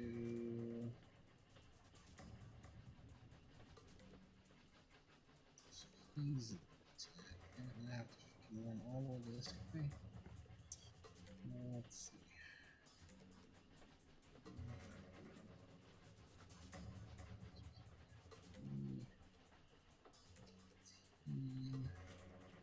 All right.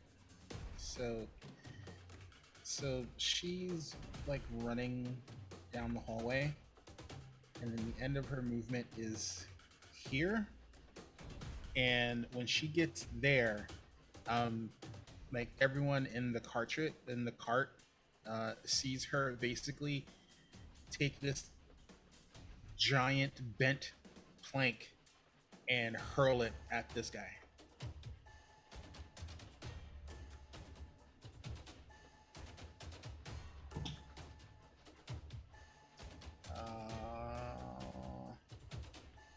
That is going to be. It's going to plus on that. 19. 19 will definitely hit. So then... Oh, just to let you guys know, brutal critical is not in effect yet. Okay. Are you saving that till we get higher? Yes. Are we waiting till level 10 for that or something? Level 5. Level 5 is when brutal critical is activated. Why? That's fair. Why? Level 3 character deaths happen. Level 5 brutal critical comes into play. Ow. All right. So Ow. that Okay, is hit, you'll be fine. that's 9 points of bludgeoning damage, and it returns back to me So, on the rebound. oh, does your boomerang have that ability? It's a boomerang. Yeah, but normally when boomerangs hit things, they don't return. It's sort of like a javelin. But Alright. there's just like this sickening sound as it catches it right in the face, and it just falls dead under like the impact and weight of the boomerang itself. Okay. And then that's all she can do. Okay. They're gonna do that. All right. So Those of you who are in the dining car can hear outside somebody call, "They're on to us, blow it." And then you hear a multitude of gunshots ring out from flintlock pistols. Not my train. That guy's gonna miss because they're Not making the only train that's running. You don't know. they're making these attacks at disadvantage. We are going pretty fast. That one misses as well. And that one will miss too. As you hear the bullets impacting into the side of the car. One of them like breaking through one of the windows, but none of them striking those mana crystals that are now glued to the hull. That is a scary ass image. That lizard. The fuck? James. Yeah. Yeah, All- that's freaky, babe. All I hear in my head That's is freaky. yeah. That's freaky as shit. It's just that meme of the bird just screaming. Ah! He's gonna take his turn. Alistair. There are so many better pictures too. Why that one? Okay, well, he doesn't know that there is, people shooting, and he hears something behind him. He doesn't, but he was more focused on these weird jackal-like things. I don't know what they were. But he's gonna be like, well, I didn't have to do anything. These peasants did it for me. And he just walks back. 5, 10, 15, 20, 25, 30, 35, 40. Hold on. Oh, God, where am I?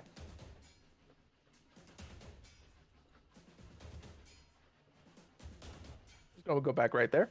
Okay. Gonna be like, what I miss? As the car shakes once again, as there's about a muffled explosion farther back on the train.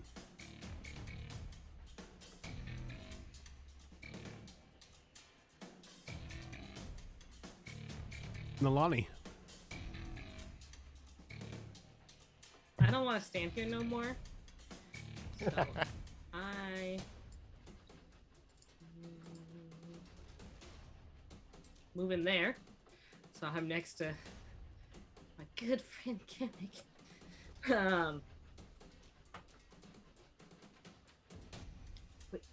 Which way was the front of the train again? This way's the front. Alright. I think we need to get going. I want this thing tipping with us in here. And Right. again, I will hold my action in case anything hostile comes Okay. by. And as you hold your action, you hear the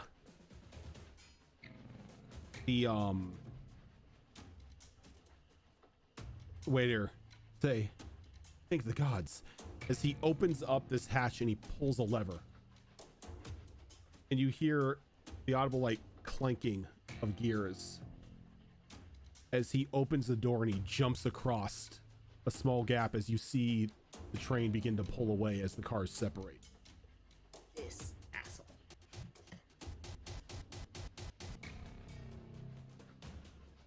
This fucker. Be hearing from my lawyers. My lawyers? Yeah, I was gonna say. We have lawyers? Over there, 8-foot tall lawyer. And Koval.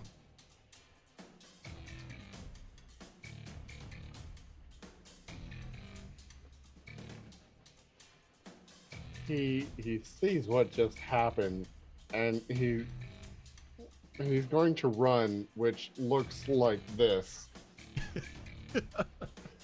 Feet flapping next to him.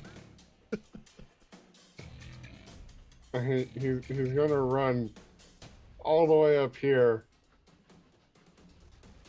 and just kind of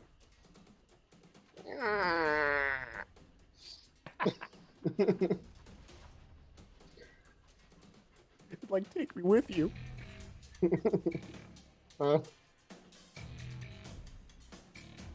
do I see these the hand cart fly by at this point? Not at this point, no. As the handcart seems to still be keeping pace with the dining cart itself.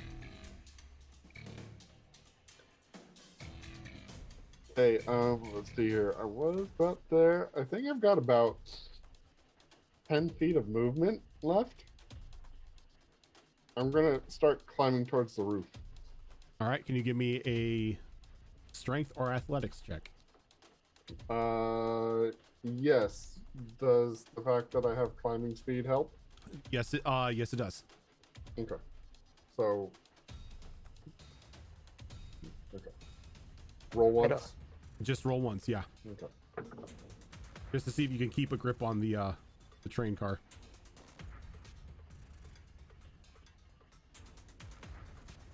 That's gonna be actually a 22.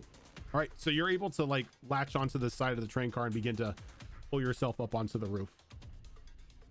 Like the roof of this car, which is easy enough. It's only about like from where you're at, probably about 9.5, 10 feet up. Okay.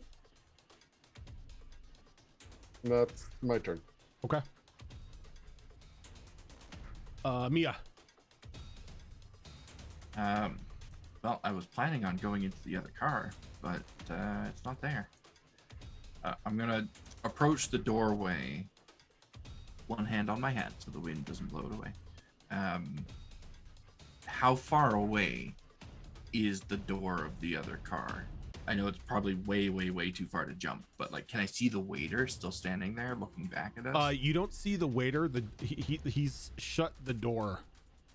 The other thing is probably about, at this point in time, probably a good 70 feet away from you. 70 feet. Okay, I'm gonna look back and fuck, Alistair's in this car. Well, I'm going to Alistair fucks everything.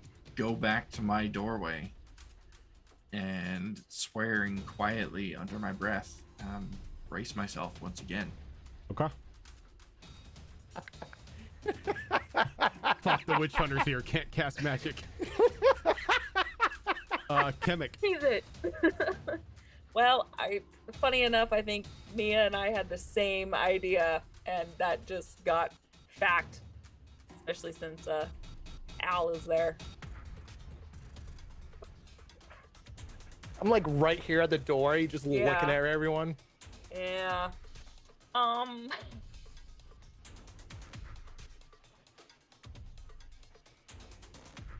I am. How tall are these tables? The tables are probably about 4.5 feet up from the floor. Sweet. It covers me.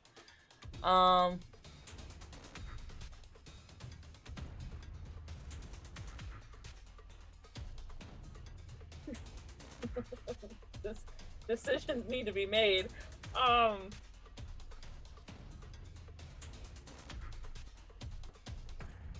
I am going to. This is so intense and nothing's happening. God fucking damn it, Groudon. I love when I'm just now like, yes, go ahead. Cause the chaos, because I've been doing it. You all can't see season. me. You can't see me right now. Are you sure? Are you sure about that? Yeah. Great. Yeah, Get me in trouble. Yeah, if Actually, she climbs underneath the table, you can't see her. Yeah.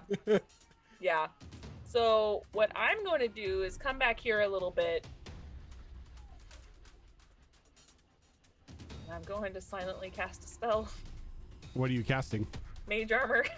Okay. I just want to prepare for what's to happen. All right. So I will go ahead and I'll cast it, and I'll go over to. I'll call out to Nalani and go.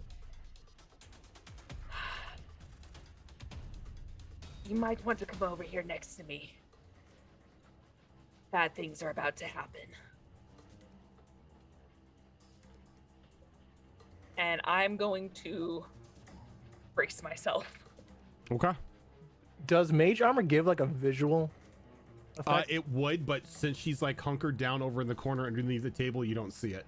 Okay. It good, gives 'cause like, I was- it normally gives like a soft shimmer over the body. Yeah, Okay, how I good. always pictured it, at least for Kamek, it would just be like it looks like she just put like they put saran wrap Okay, over them. I was or really something. hoping it Magical wasn't saran gonna be wrap. like bright light underneath the Just tank. bling out. Yeah. Okay. No, just like a shimmer, just like Perfectly fine. protect me. 'Cause Uh, this table's a good foot above my head, so Yeah. You lucky. that's why I'm like, how tall is the table? Azure Claw. Alrighty. Action sure. Action charge. No. Okay. No, but Azure Claw sounds like action surge. I know. So, step A, move 10 feet, violently rip the javelin out of the thing standing pinned to the table. Part 2, make it to that door, pop the door. Okay. And as you pop the door, I got 10 feet left after I do so. you see another two of those jackal wares in here. These ones seem to be going through personal belongings of those on the train. And yet again, snap my head around in a very bird-like fashion. Look behind me. Not done yet.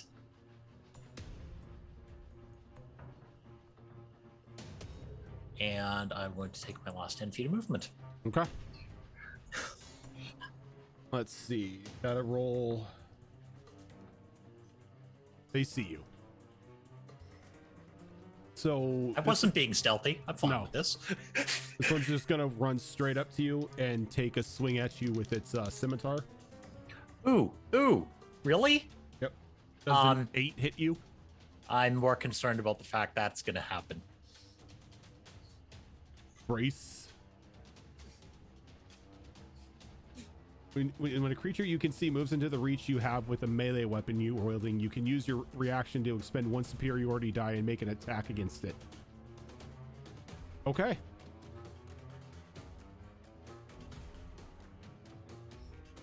That is cocked.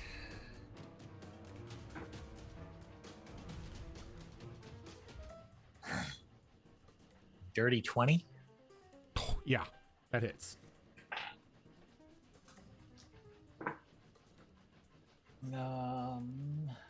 Great weapon fighter, so that gets neat. That's going to be 15 damage. Oh, and he is just eviscerated by your blade.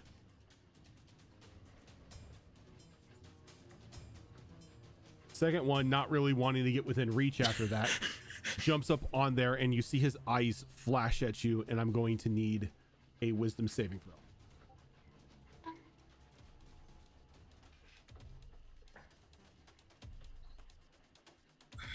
It's not great. That's a 7.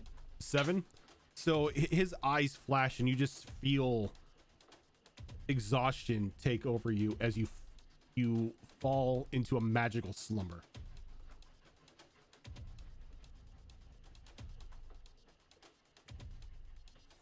Huh? Yuriko.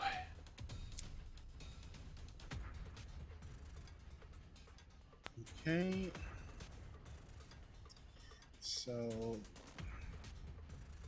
let's see. How far? So 30, and that is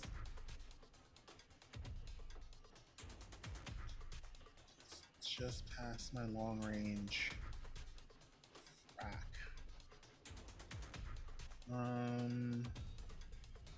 Actually, what about my range?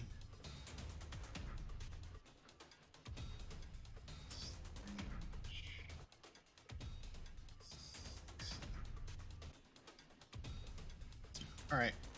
So she's going to head up to here. Along the way, she's going to basically sweep down and grab her yeet stick The yeet stick. and basically just pop it over her shoulder. And while she's moving to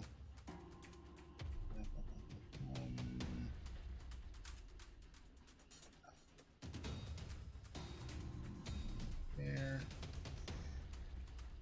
she's going to unclip one of her circular blades and hurl it at that guy. Okay.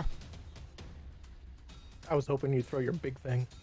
It's past, Outside the range, yeah. It's, The yeet stick has a range of 30 feet. It's my max range. Yeah, it's 30, so she can't just out. That's not bad. Plus 6, that's a 19 again. 19 hits The dice rolls are with Azrin this season. so far. Wait till he rolls HP. Oh God. Or percentile. Why are you gonna put that in universe, sir? Because it's canon. It's I don't just have to facts, put it. man. I don't have to put it in universe. It's already canon after 2 seasons.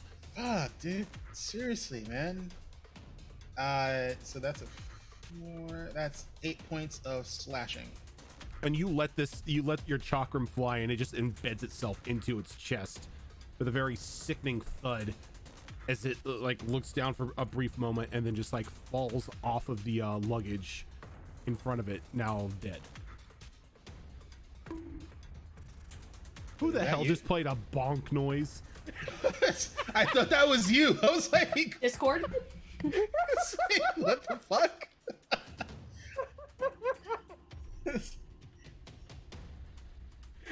You're welcome. That's all she could do. No, that's all I'm gonna hear when you throw the yeet stick at somebody. Just that bonk That noise. was my plan, because every time you just be like, bop. I'm gonna do it. All right, so back at the dining car, you hear more shots begin to ring out outside the car, and it's almost as if everything goes silent for a brief moment as a couple of the bullets pierce the crystals, and then everyone feels gravity leave them as a large explosion, this chain reaction, tears across the side of the dinner cart and down the galley and then down the luggage carts, as you are all thrown off the tracks in this train as it goes tumbling and crashing into the snowbanks alongside. Our little gecko friend, who was currently up at the top of the roof, is flung a good 75 feet from the train, falling unconscious the moment he impacts into the snow. Everyone else inside the cart has darkness take them as well.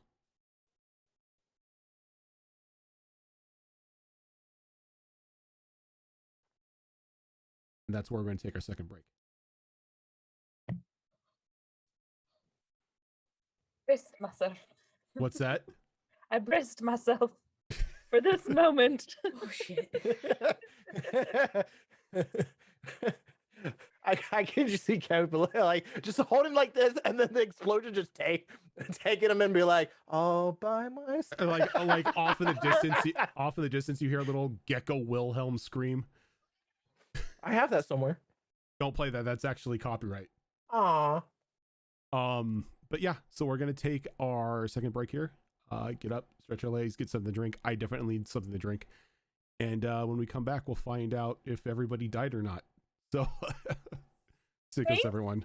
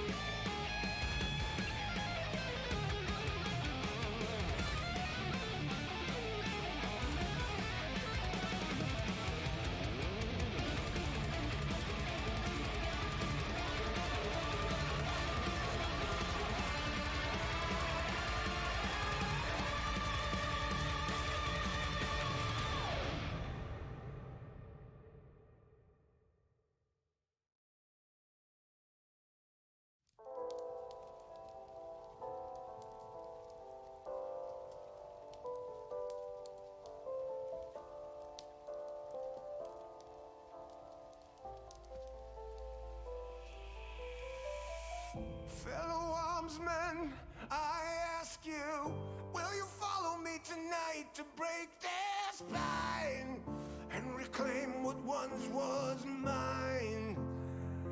Those cravens backstabbed me, deceived me. Never shall I tolerate their crimes again. Now let the hunt begin. Oh, 7,000 souls scared and daunted, such a tale of woe. Not too long ago, this village was a golden scene of hope. Call down the reckoning to bring back hope and peace. Restore our Gloria to live forever.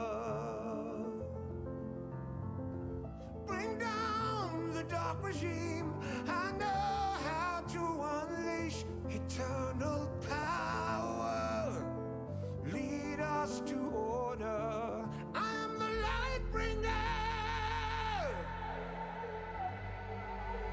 Fellow warriors, I ask you, should my campaign come to an end, there's way more to avenge. Oh,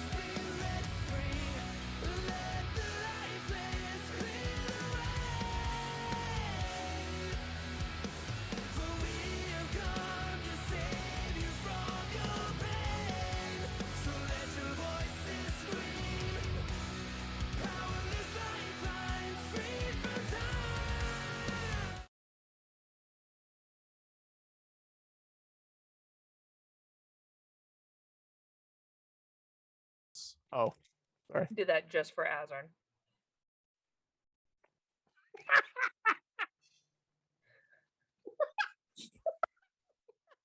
It's not how you wear an Oh, eye you're patch, muted, sir. Rojan. Muted. You're muted. Is this what we're gonna have to deal with every Tuesday? Is just random lizard pictures or random gecko Please. pictures? Oh, Yeah. probably. The gecko eye patch, leave it be. It's a At least pirate. that one's not creepy. This is true. At least that one isn't creepy. Hey, look, when Except you to don't Azar. have eyelids, But it's licking its fucking eye. Ew. Yeah, but that's how it blinks. I don't care. I learned today that Azarn doesn't like your eyeball being touched. So you all awaken. Bodies sore, heads aching, ears ringing. But warm, comfortable. As your vision begins to focus in, you find yourselves in a large hall. Each of you in your own beds, spaced out about 10 to 15 feet from each other. Multiple people dressed in white robes walking between your beds, checking on each of you and checking on others as well. The soft smell of incense in the air. Very pleasant, clean smell. As you look around on your body, you can see that you've been bandaged, stitched in places where you've had cuts. But thankfully, no worse for wear. The last thing you remember is the crash into the side of the snowbank and then the tumble before everything went black.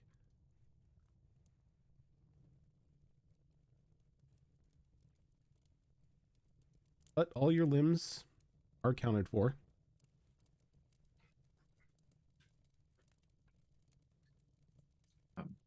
I quickly check to make sure that my clothes and my hat are on me where I left them. For the most part, yes. The hat had been removed to deal with a bit of a lesion on your forehead. Is it nearby? It's on the side of, like, your head has been like wrapped a little bit, but it's your hat's on this, like on the end table next to your bed. I reach over and grab it and quickly put it back on.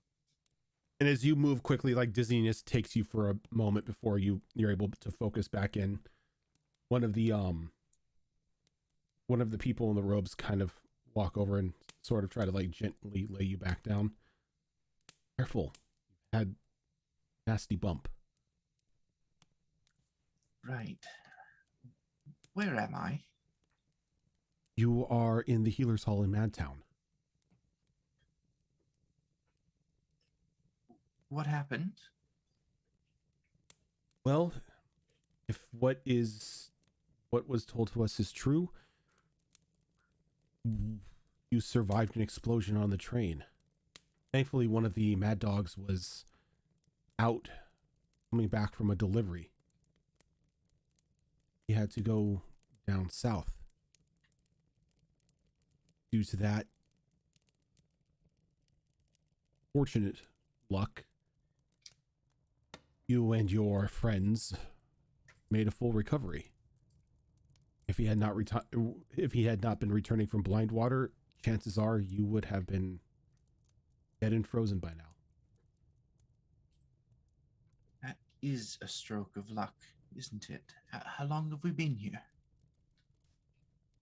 3.5 days. It's quite a while. All of you have been in and out of consciousness.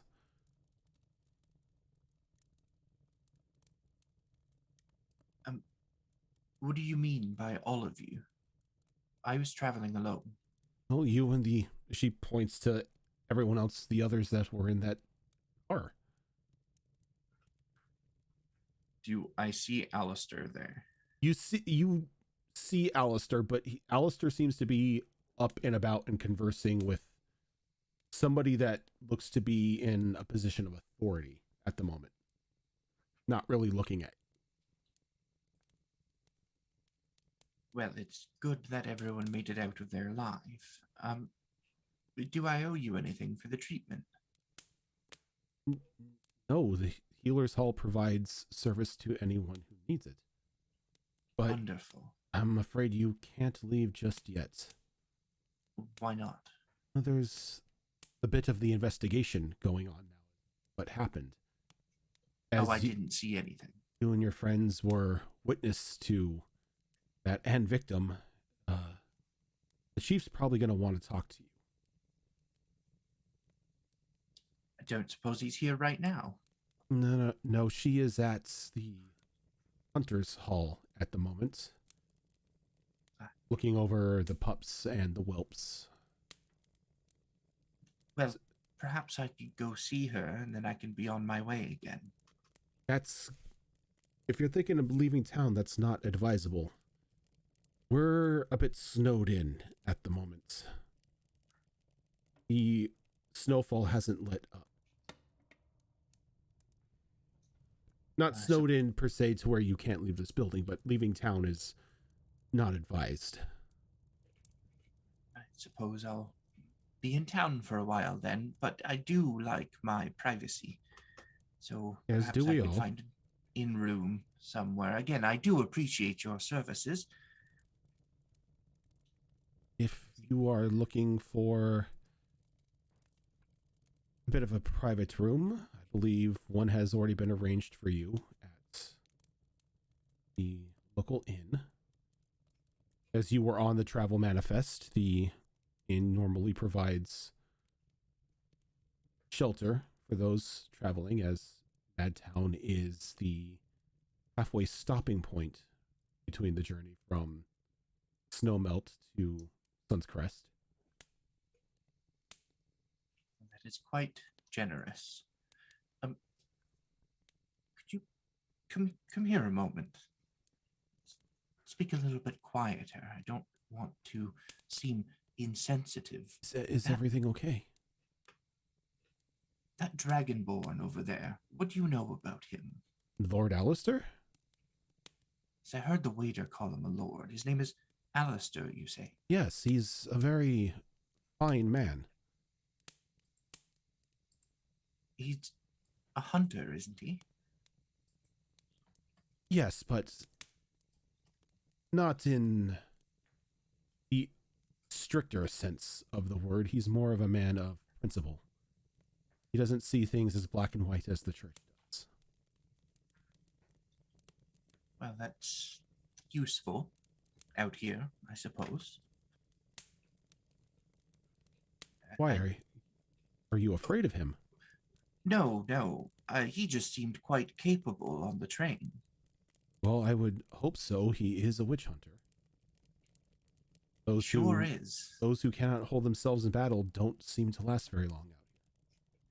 Well, I seem to be all right. I hid in the lavatory. Well, the blind squirrel finds a nut every once in a while, I guess.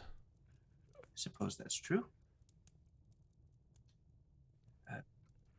And you can see that like every one of these people in the room in these white robes are all armed with like various weapons. Well, again, I appreciate the treatment and the room that's being offered. I would very much like to go and recount my statement. You're going to have to wait until you're discharged. Lady White will be with you once she's done talking to Lord Alistair. Just rest up here while you can. I suppose I don't have too much of a choice, so I'll be here when she's ready.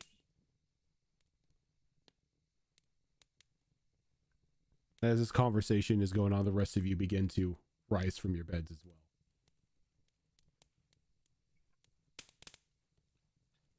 Nalani will sit up and start looking around for Kimmick. She wants to make sure they're okay. I mean, What? I have a fucking headache. As you can see that she's her head is wrapped as well. And there's like a bit of blood like right in one spot of her forehead. Well, you survived. That's one way to call it. But now we're even further away from our destination. That little lizard folk is in the bed with Emic as well, and he's just bundled up in a ton of blankets. He's pretty much burritoed in there. So adorable. Why is this thing next to me? Oh, I'm sorry. I'm sorry, dear. He was half frostbitten when he was found. We needed to give him as much heat as possible to keep him alive. Then why'd you So you him put me next to the small one? goblin? So why next to me? You were the only one that could share a bed with him and him not fall out or you not fall out. Everyone else is much too big. There's a raven folk over She there said- whose feathers could keep him warm, or a giant Goliath right here that could have. I just don't. You think I want Whatever. that in my bed? I'm going to sit Amy. bolt upright. Ah! What happened to my eyelids? I love you. Oh, fuck. We're gonna have a talk when this is over. Did you say what happened to my eyelids?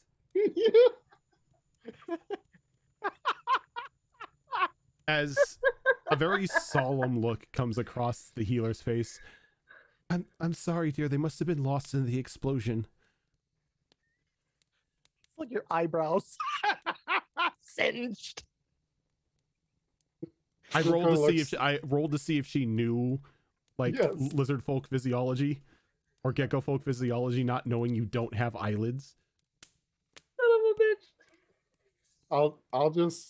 I'll just look straight at her.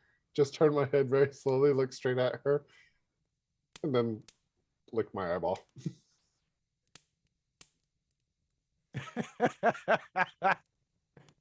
She kind of just like slowly walks away from that, not really knowing what to make of it.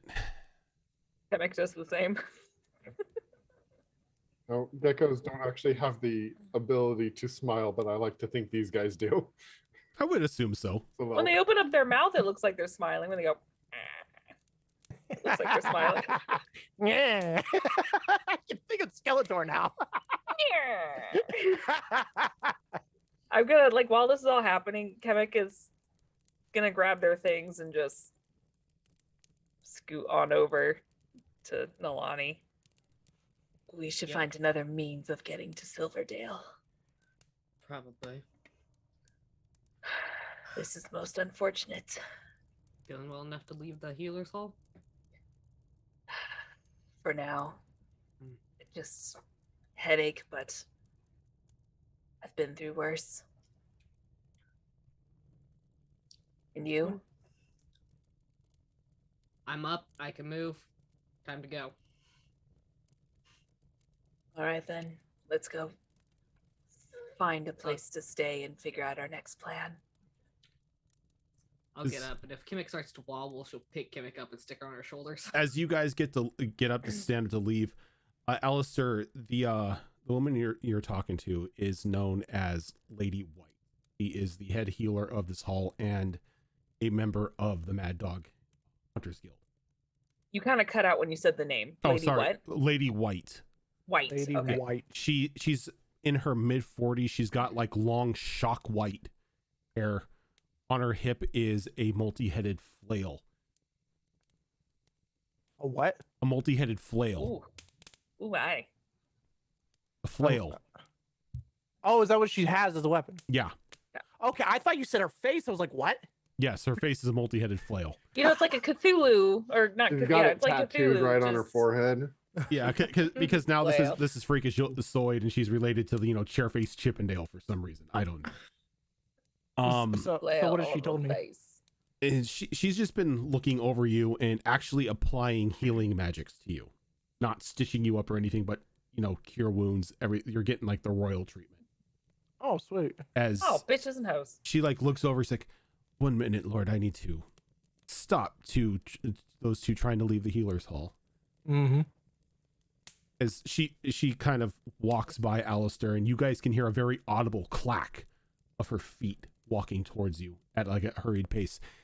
Excuse me, Faster, you two. walk faster. You are not to leave yet. I have not discharged you. Why Get back can't to we your leave? beds. Why? I'm fine. I will be the judge of that. Now back to your beds. That's we apply. I'll carry Kimmick back to the bed.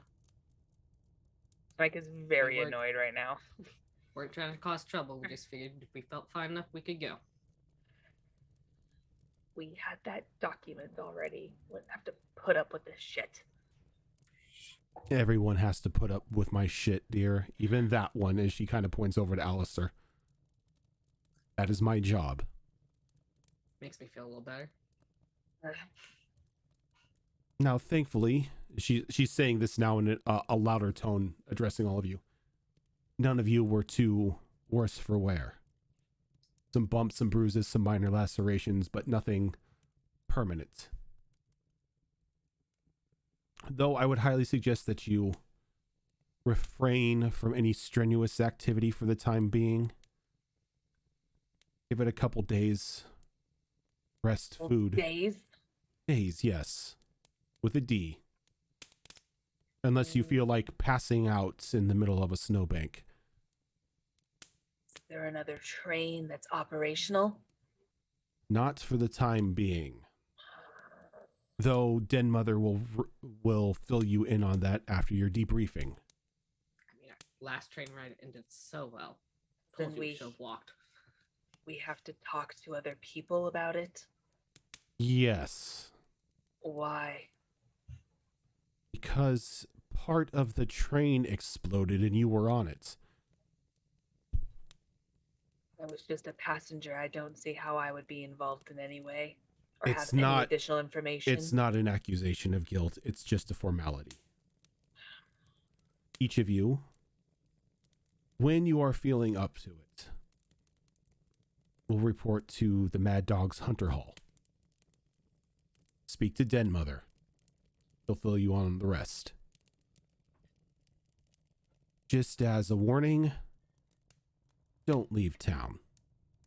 Not as we would hunt you down.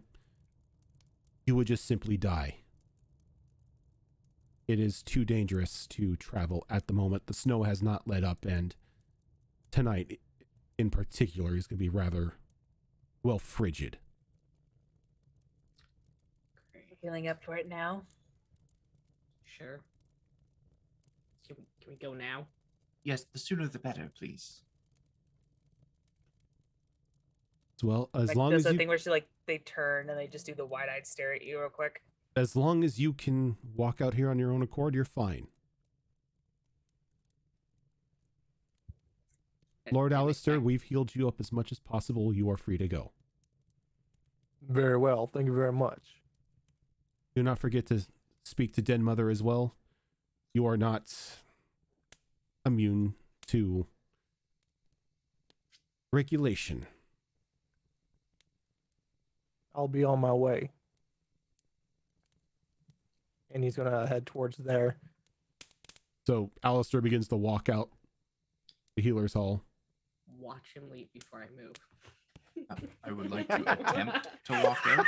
Part of me just wants to be like, just wait and then quickly look back and just scare everyone. But like, boo. The groundhog just ta-da! You got more important things to do than mess with some heathens. Mother White, right? Lady White. Lady White. She'll feel a little tug at her side.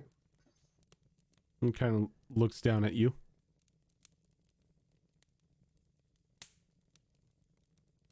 I need food. After 3 days, that is a rather astute observation. If you're needing food, there are a couple places you can go. Though I heavily suggest one over the other because none of you are in shape for the rough and tumble crowd. If you're looking for a bit of breakfast, Firelight Facade is the place you'll want to go. They serve bugs. Bugs. You know, I've never ordered bugs before, but I'm not a bug-eating person. Maybe. I know they serve meat. And vegetables and fruits. Bugs, not so sure. Though there's normally no telling what those two are putting on their menu every day. Can you give me bugs? I'm sorry, dear. I don't have bugs.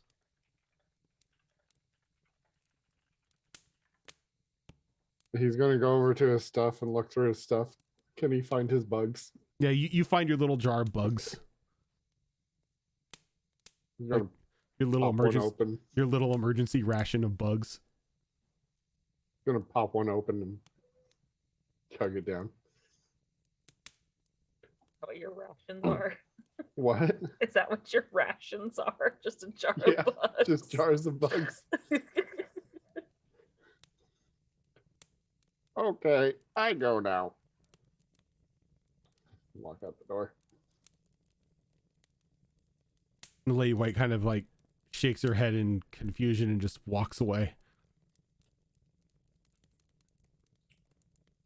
I suggest we hang back a moment, lest we give that dragonborn some wiggle room before we walk out. Fine by me.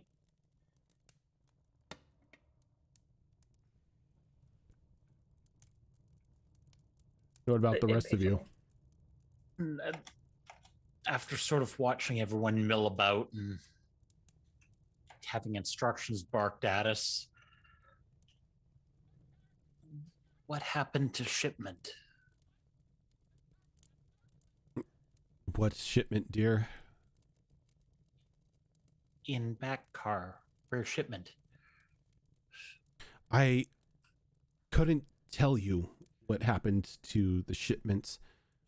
You were recovered during the wee hours of the night.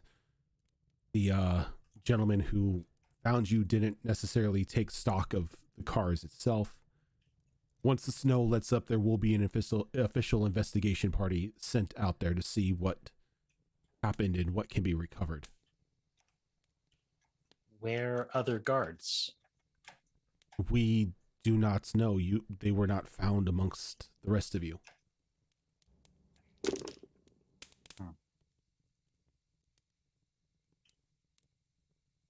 Right.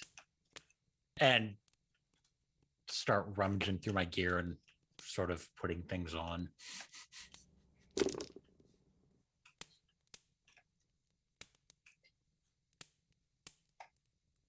Katie did. Thank you for that raid. Everyone, welcome on in. So, after making sure that all of my self is in order, I'll be following soon after Alistair left, but keeping like 70 to 80 feet away from him.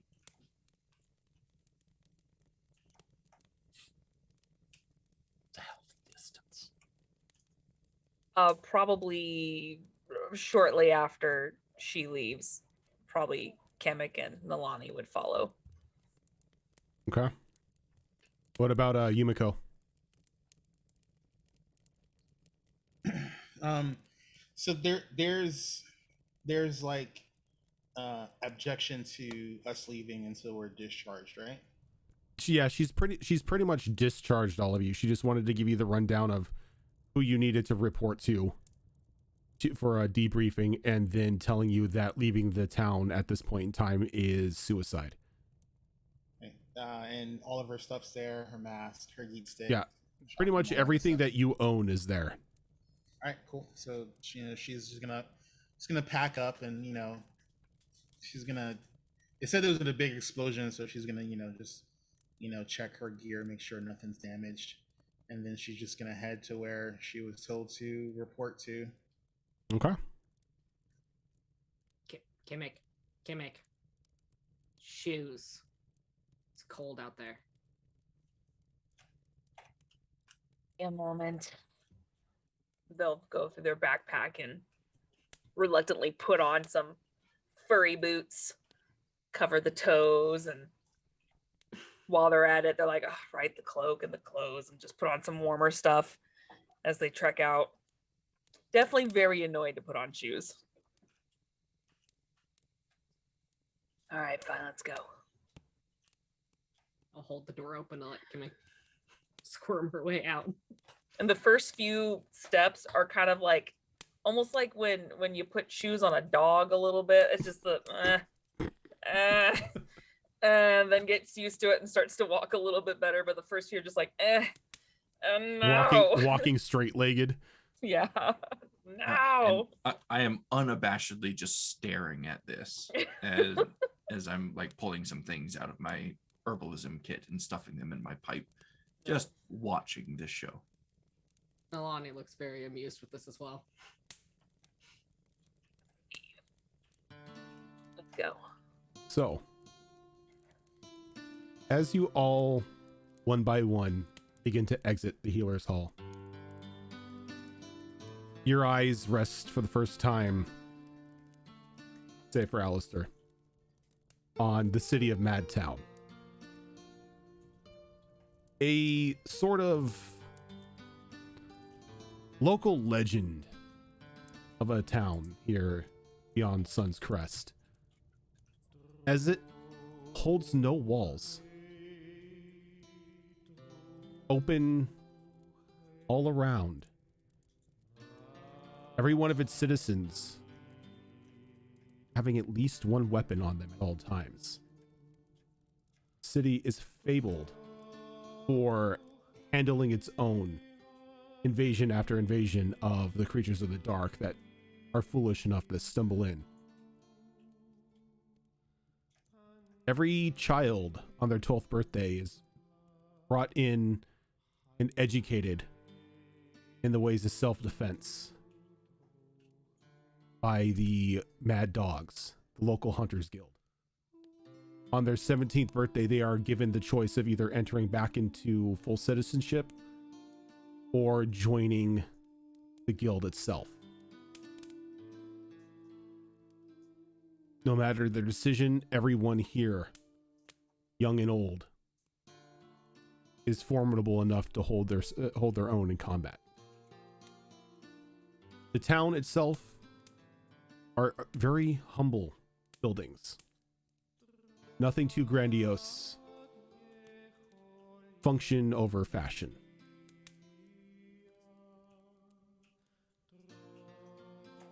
Very simplistic design and layouts. Buildings maybe set 10 feet apart from one another. A vast majority of these buildings are homes. Most ranging from 2 to 3 stories. Most having 1 or 2 families in them. The courtyard, or not the courtyard, but the main thoroughfare at the moment, is busy as you enter the city, as it is around 10 in the morning. Everyone has started their daily routines. The clang of blades can be heard echoing from the training grounds of the Hunters Guild. The blacksmith can be heard working on his forge off in the distance. And the laugh of children echoing through the streets can be heard. After your eventful travel, say, on the train, this is sort of a welcome sight.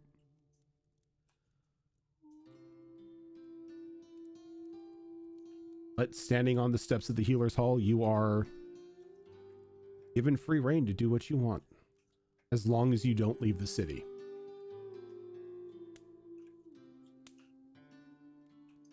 Should probably get this over with. And go talk to the dead mother person and find a place to stay.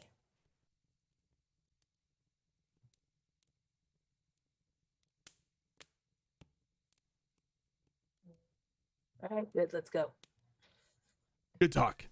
Good talk. Yeah, that's my intent. I just went straight from the Healer's Hall to. I assumed Alistair was headed to the Mad Dog's Hunter's Hall.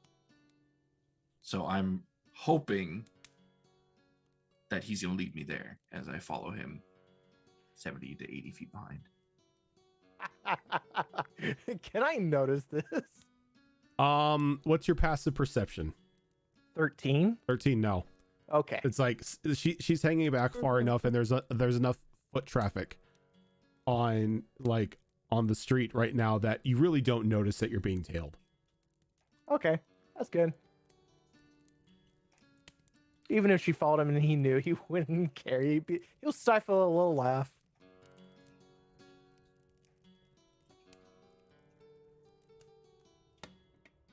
So is everybody heading to the Hunter's Hall already? Yeah, in a very meandering pace, yes. More taking stock of the town, city, as I'm going through it. I think Yuriko wants to head over to where the practice grounds are. The sound of That would be at the Hunters Guild. Okay, then that's where she's heading. I would like to walk at her normal pace just to prove that she can. Okay. So you're pretty much just taking like full gait strides. Yep. Sort of leaving Kemek behind. If she falls behind, I go back, I pick her up, and keep going. Kevin's like, you fucker. It's just like... Yeah, if she doesn't keep up, I'm circling back, picking her up, and keeping going. Hurry it up. And as her claws looking around, eventually he might look down, and he'll notice Kunkoval just plotting kind of next to him, as if he's a scuba diver trying to walk on the beach. Tail just dragging out behind him. Audible flaps of his feet as it's slapping the stone. Yeah. I love your character so much. Kind of look down at this and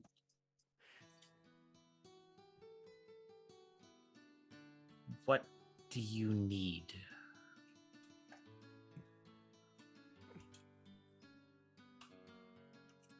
Food, shelter, warmth, water,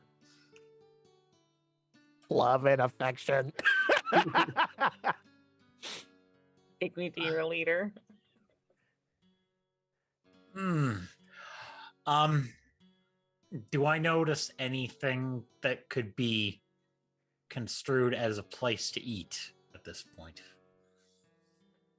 He thought you were just asking him what he needs to survive. Yeah, I would say at this point, as you're walking through the streets of the city, you do see that eatery that Lady White mentioned, Firelight Facade, off to the left-hand side of the main street. And it's a large outdoor area where there are numerous tables around a very large bonfire. I'm going to start heading in that direction then and see if this little... How tall are you? 5 foot even. You're taller than I am. Yeah. Oh, really? Yeah. I'm 4'2", sir. I thought you were tall. I No, thought I so am too. 4'2", sir.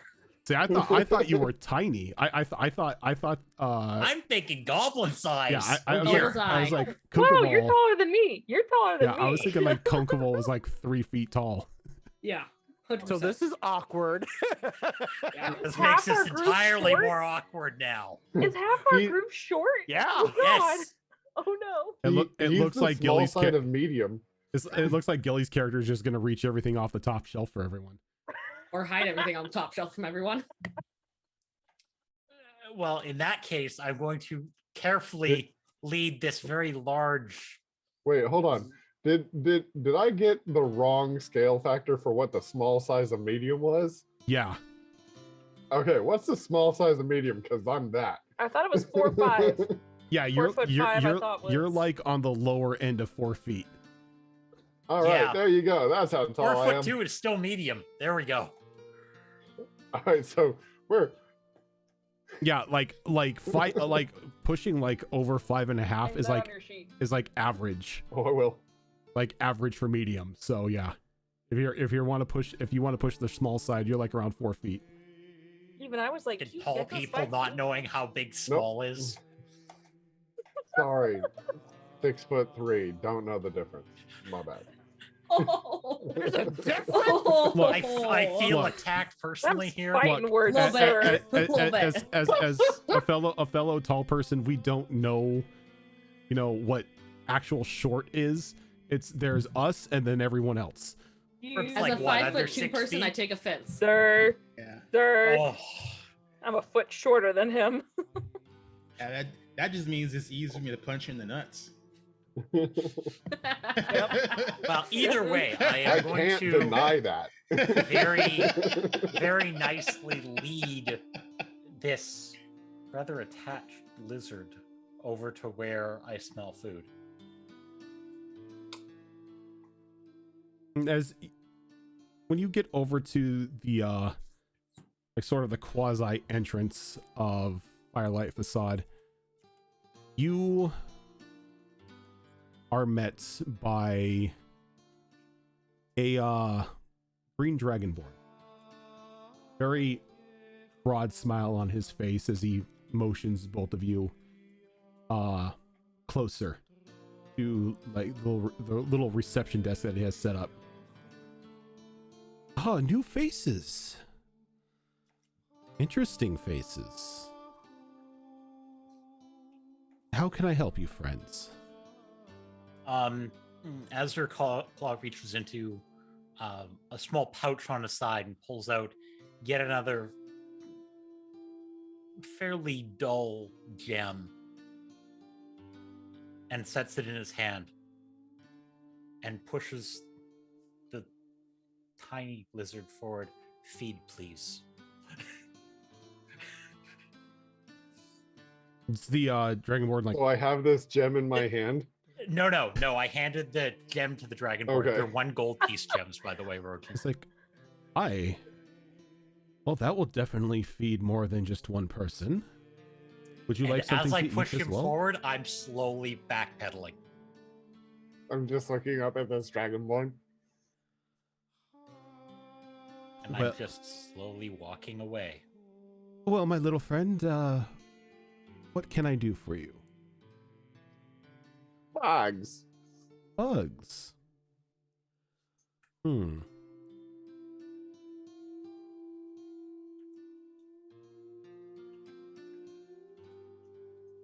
As he calls back, yeah, do we have any bugs today? You hear a very gruff voice coming from the back. Bugs?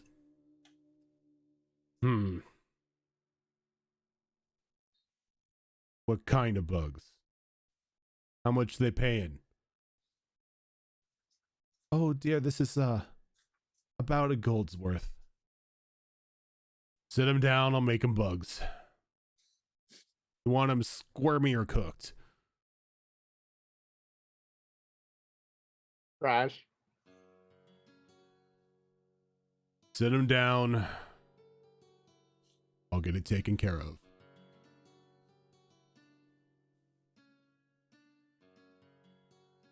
As the green dragonborn kind kind of like leads you over to a seat next to, like close to the fire.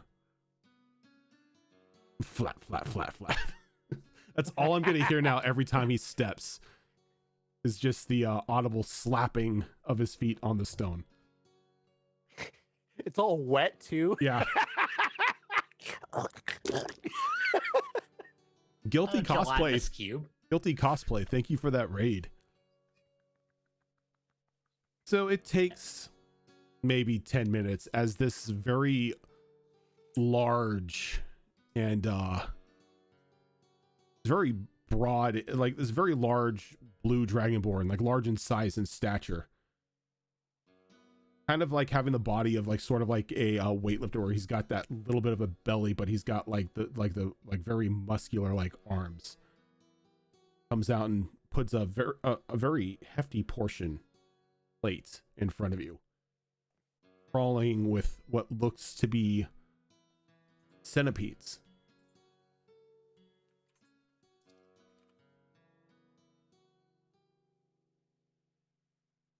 I will immediately open my mouth and engulf half the plate, and the other half of the plate goes into a jar, and I just start waving and walk away. the blue dragonborn just gives a very hearty laugh and slaps you on the back as you're walking out. So he paid with like gold?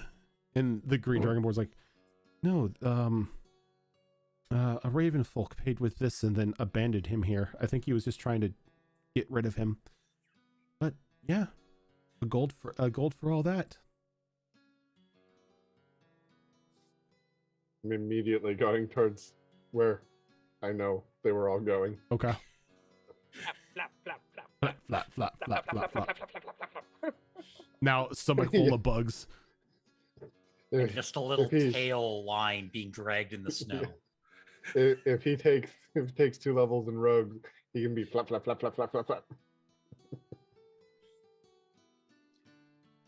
So while God, I need to remember all of your names here. Kunkaval, Characters who dis? yeah, Kunkaval is having is like filling his belly with as many bugs as he can eat. The rest of you come to the entrance of the Mad Dog's Hunter's Hall, also known as the Den. A very large wooden longhouse. Sculptures, wooden sculptures as well, of 2 very large snarling wolves, emblazoned with gold filigree across it. The doors wide open. People coming and going, all of them wearing various forms of armor with that same golden wolf on it. A couple of them giving you respectful nods as they pass by, others paying you no mind whatsoever. But it's rather loud inside. Laughing, shouting, sounds of combat. It's a very busy day here in the Hunter's Hall. Before entering the building, would I know if it's likely that these Hunter's Halls have any sort of detectors in place? Something that Most of the time, no. Like Okay. the Hunter's Halls aren't necessarily like they're extensions of the church, but they're mainly there to protect the cities from anything that would harm it. They're not there to enforce the church's will or to persecute magic users or anything like that. They're just there to make sure that the city itself stays standing.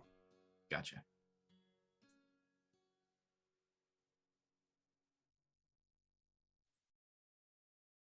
But I would assume that Alistair, since everybody's following him, would be the first one inside.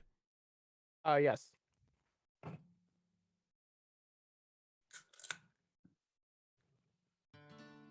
So Alistair, as you walk in, what are you doing? Looking for Den Mother. Okay, so you've been here a couple times. You are on familiar terms with Den Okay. Mother. So you're not really familiar with what her schedule would be at this point in time. As you look around the main part of the longhouse, she doesn't seem to be anywhere in sight. All right. I'll probably try and find like the next person who looks like they're in charge. Give me a perception check. Okay. Where's my perception? There you are. Okay. That'll be a 21. A 21. You do recognize somebody that you've remembered Den Mother having somewhat of a close working relationship with, kind of like her number 2. Okay. And you only know him as Broken Fang, as none of the Mad Dogs actually hold their given birth names anymore. They're all some sort of nickname awarded to them by the other members of the Hunters Guild once they've fully joined. All right. He's gonna go ahead and walk up to you said it's Broken Fang. Broken Fang. And he's gonna be like, excuse me, Broken Fang, I have a word for you.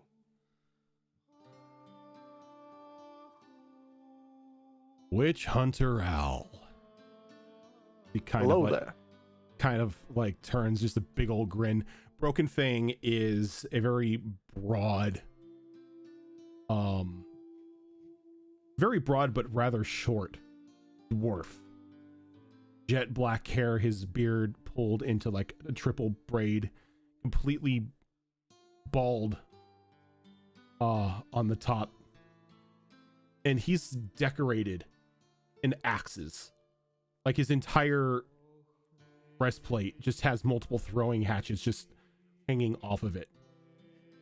So cool. What are you doing here, Owl?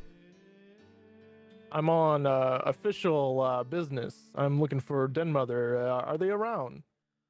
You looking for Ma? Yeah, she's out in the training yard kicking around the pups. Ooh, that sounds fun. Sure.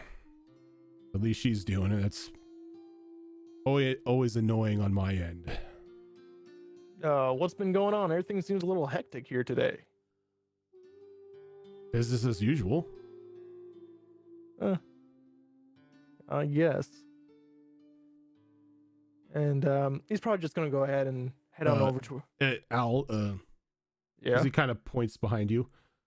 They with you? And he turns around and is As like, you turn around, you see just a bunch of very lost looking individuals like walking into the hall, and you recognize them as the people from the train the other night. unfortunately, I kind of know them. We gotta do a debriefing. Incident happened. Yeah, I heard about that. Okay. Grab them.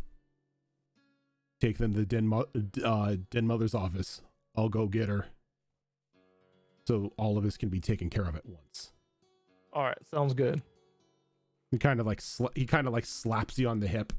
He's not really tall enough to slap you on the shoulder as he walks out to the training He training just like field. sighs, is like, and he turns around towards the others, and he's gonna be like, all right, look, all of you follow me. We're gonna do a debriefing, and then after that, y'all can do whatever the hell you want. Understood? Sounds good to me. Any questions? No? Shut up. Let's go. Yuriko just remained silent. No, shut up. Let's go. Hammock's like, I ain't talking. Head towards the Let's go. office. What's that? This is so different for me. Shit. So you take everyone back down the left side of the longhouse into these large wooden double doors. And as you open it up, there's a large oaken desk, various pelts and hunting trophies up on the wall, and a large grizzly bear sleeping against the right side of the room next to a roaring fireplace.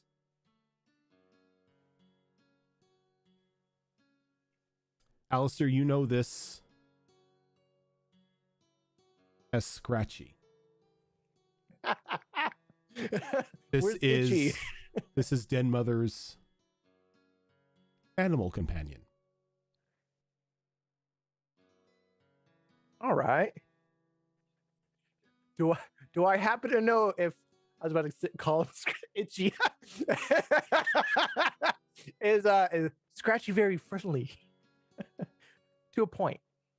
To those he knows. Okay. Probably doesn't know me that much. You're not really on familiar terms with him. Not yet. As the door opens up, he kind of like looks up at all of you. Kind of gives like an audible sigh. Stands up and begins to like slowly walk towards all of you. And he is massive. Like as he stands up, you can tell that he's not just a grizzly bear. He is a dire grizzly bear. Oh. This boy is a tank. I would like to shift Kimmick onto my back. Because pretty sure they could be eaten in one bite. And I would like to stand behind the giant Goliath. Fair enough. Is he kind of like walks over and he starts sniffing the air. He looks over at Alistair, looks back at everyone else, and just walks back over to where he was sleeping and just plops back down with like an audible thud. Ah, good news. Y'all aren't snacks yet. Always good news, yeah. And It sounds like a fun challenge, but I'm glad I'm not snack. as you're standing there, kind of amazed by the size of this bear, Alistair, you catch a punch in the back of the shoulder as this medium-sized half orc kind of like pushes through the group and like just slugs you right in the shoulder as she comes by and gets behind the desk, leans back in the chair, puts her feet up on there. It's like, Al, what are you doing here? It's never a good thing when you show up in my town. Yeah, And you can see this, you now seeing her features, she is this deep, like reddish brown color with various golden, like almost like energy lines running through like her skin, or through her skin, a very bright blue gem, sapphire, embedded into her head. She wears a very long black braid that she has slung over her shoulder. She's in a black studded leather embroidered with that golden wolf, and around her shoulders is a very large direwolf cloak. And I had Zorro draw me a picture of her. Oh. So give me a moment and I will bring up the image of Dead Mother here. Are we going to be drawing NPCs now, Zorro? Important ones. Important ones. Okay. Cool. I don't think I have that kind of time. Otherwise, Where- I'm in every single NPC. Where did I put Den Mother at? How did I put her in the campaign 3 folder? That's where I would think labeled NPC. Makes sense. Did I just not grab her? The shame.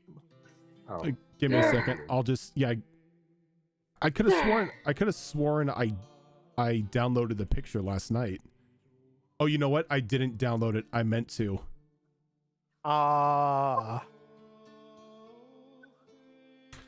Give me a So second. While Jesus. you're grabbing that, Rojan, have I caught up to the group yet? Yeah, Fireside Facade isn't really too far from the Hunter's Hall. So as like she's like plopping into her chair, the audible slaps of your feet can be heard down the hall as you're catching up with everyone. So I this feel like you're gonna have disadvantage on your stealth check. this is Den Mother. She is a half orc Earth Ganassi. I'm in love. Fuck. Where am I seeing this? On stream. It's stream. on stream, but I also posted it in our chat too, just so Aha, thank you you. can see it. You're welcome. Damn.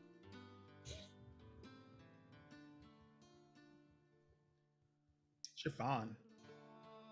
And that weapon on her back is a very large iron spear that seems to have these strange gears embedded into the haft of it itself. You do know that higher ranking members of the Hunters Guilds tends to have weapons specially crafted for them by the artificers. It's sort of like a sign of power.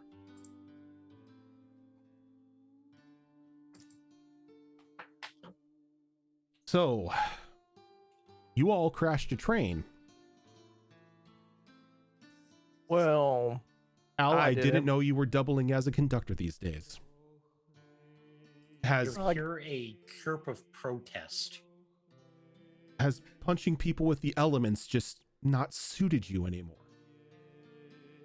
Well, I gotta, expand my expertise. Apparently your expertise needs work, because now the trains are halted here in my town. I'm now tasked with finding out what the hell went down. And lo and behold, you're in the center of it. Unfortunately, but wasn't my fault. I've heard that one before, Al. Normally when you show up, trouble follows. I get that a lot. Now, are these conscripts of yours? Let's just say bystanders for now. Bystanders. Oh, so these were the ones that were caught in the explosion as well. Correct. Okay. Where is here? She grabs like this roll of paper. All right. Who are you? She kind of points over to Mia. Mia Almasi, just a traveler. I don't need your title. I just need to know if you're on this list. Yeah, there you are. You, bird boy. Who are you? Azurclaw. It says here you're a guard. You're one of the Yes. one of the snowmelt boys. Where is shipment?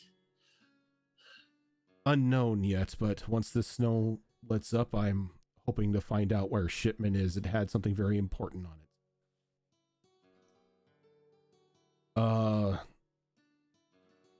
What about you with the giant stick on your back? Yuriko. Yeah, that's you. Big lady in the goblin backpack. Who are you? Milani. You mess. Mimic. Yep. I know Al. And Hello. floppy feet over there. Who are you? You guys notice that your little gecko friend is back.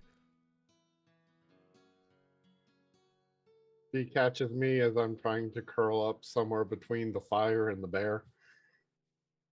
God. Hello, little guy. What's your name? Kunkoval.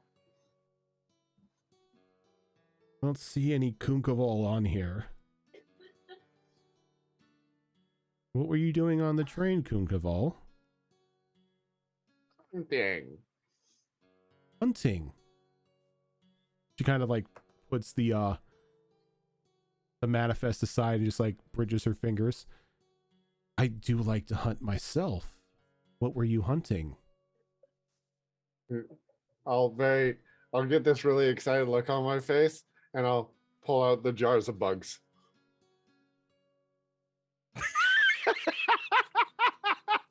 Deflated.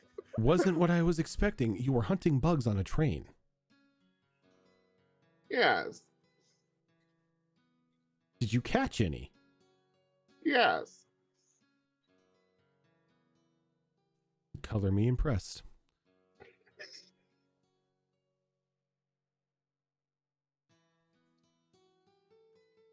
I have to say, Al, these are probably the weirdest sort you've come into my office with before. Yeah, tell me about it. So, anyone mind giving me a rundown of what happened? Well, was enjoying a meal. There was a lot of shaking and rumbling on the train. Didn't know what it was. Then this waiter comes out to me and pretty much says that there's what the hell were they called? Jackals? He just Monsters. he said monsters are on the train. Yeah, he said there was monsters on the train. Went to go check it out. These weird werewolf-like creatures were on there and just searching for food, it seems. Werewolf, you say? Yeah, werewolf. Jackal. Oh, jackal. Is that what they were? I don't know anymore. Okay, there's a vast difference here. Were they werewolves or were they jackals? They were Jackals. Jackal wares. That's alarming. Did you happen to see anyone else? There was some I didn't know. explosions outside, but I don't know who was doing it. Explosions? We saw two men on a cart keeping up with the train throwing goop that then exploded. Exploding goop. Can anyone explain this exploding goop to me? Can I? I don't know what think that is? I don't think you made an arcana I check at think that time. it was Mia that did it. Yeah, Yeah. Mia's the and Shadow Fox's character. yeah, but Shadow Fox just like threw it and it exploded. Hmm. Mia was able to identify it. Well, that's up to her though. I don't remember. Did I catch a glint of the crystal though when we saw it? I caught a glint and yeah. I pointed it out to you. Okay. There was glinting red stone in play. Glinting red stone and exploding goop. I have no idea what that is. Al, It did the have church to the church have anything on this? Unfortunately not. I'm just on official business until that mess happened. We'll say they did have to shoot it, seemed like first. But either way, it exploded. So it needed a means of detonation. Seemed that way. Jackal wears throwing exploding or goop covered gems. They were covered in gear. We couldn't tell what they were.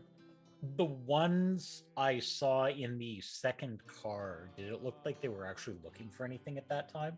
It looks like they were just scavenging. Okay. Not actively searching? Nope, just scavenging, just like Okay. tearing open luggage, just trying to find anything of interest.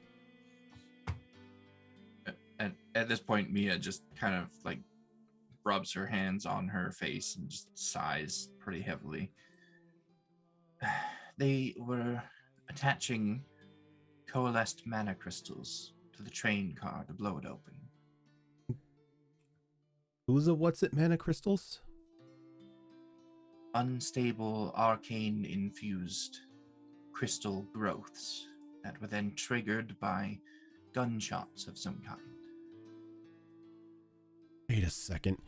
She like reaches down, starts like rifling through papers in her desk, and she pulls up a small notebook.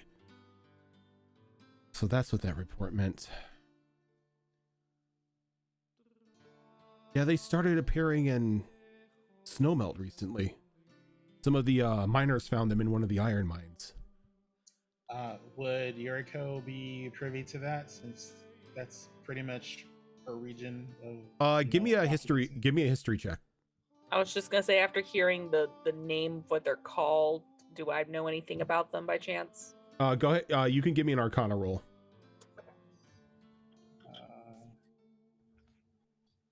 History is a +2. That is an 18. You remember that there was a bit of an explosion in one of the iron mines a couple months back, as these strange crystal formations were found embedded near one of the iron veins, thinking that they were just plain crystals. They swung a pickaxe on them, and that was the last thing they did. Yeah. Someone swung a pickaxe, and well, yeah, they weren't there anymore. And boom goes the dynamite. Yuriko's gonna go, sounds like what made that explosion in the iron mines. You're from Snowmelt. Well, adjacent. It was said that when it exploded, it sort of rocked the foundations of the houses in Snowmelt. But since then, some of the more qualified mages under the implore of the church have been extracting and shipping those crystals back to the First Light Tower. How these Jackalware got their hands on it, I do not know. Though that is alarming. Those shipments aren't part of my guard duty, so I wouldn't know. I got 16 on my Arcana check, by the way.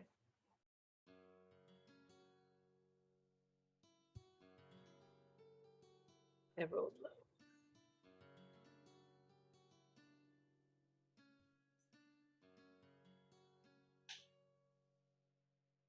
Give me a sec.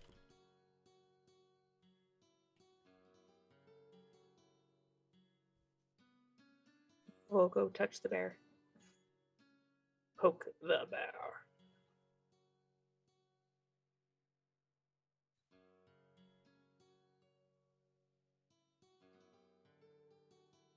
So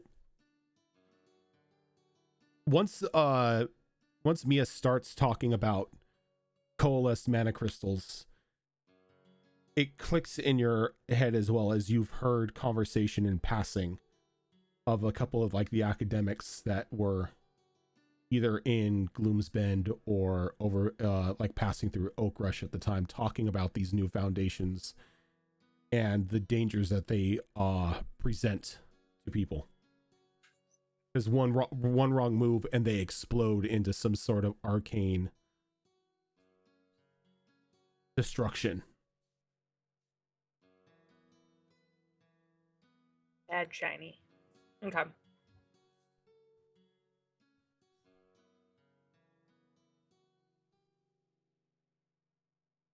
Do you need anything else from us? I need a bit more. First off, Mia, was it? Yes. How do you know about these mana crystals? You don't seem to be a member of the church. No, I just overheard some folks, very official looking, speaking about them in a tavern one day. That sounds about right. You get some alcohol in those priests and they can't shut up. That's true.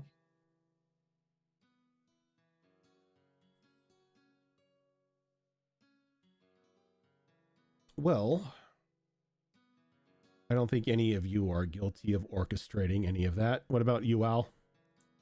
Any of these look like they have the face of a criminal?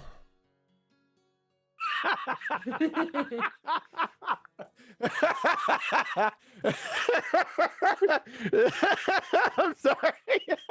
Seems like a very abstract way to decide guilt. This I'm asshole over here. guilty, all of them. Joking. No, he's just gonna be like, have a sly smirk on his face, and I'm like, yeah, that one. And he points to the what the hell is his name? Kungavol. the little gecko, Sir, the little gecko the little gecko folk who's now like curled up, like nestled against this giant bear. Kuhn Koval. It- Kuhn Koval.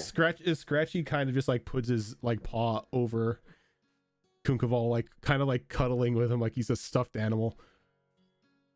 If I may. Furthermore, I would like to use my unassuming presence. Okay, what does unassuming presence do again?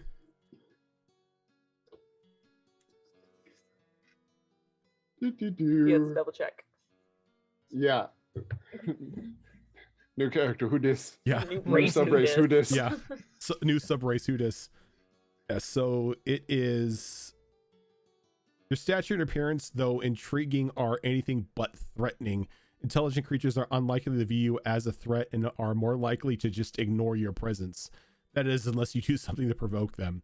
If an intelligent creature is standing or starting to become aggressive towards you, you can challenge the shift and or you can change the shift of aggression by taking on a submissive posture. Roll a deception versus the target's insight.